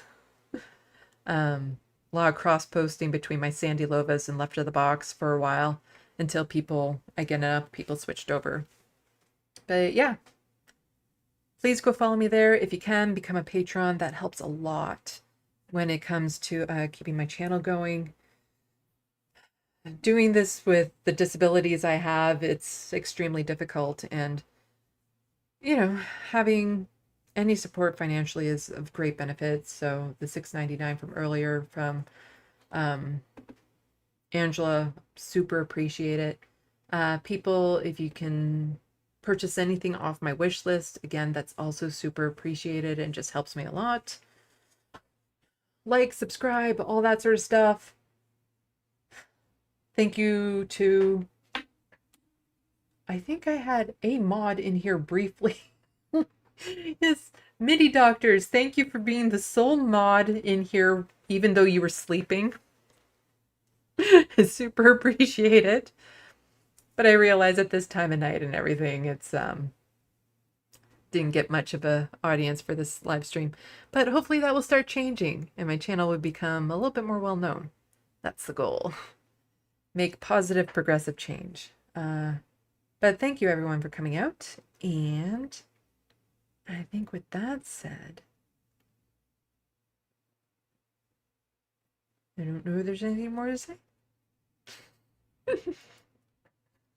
So I will do this.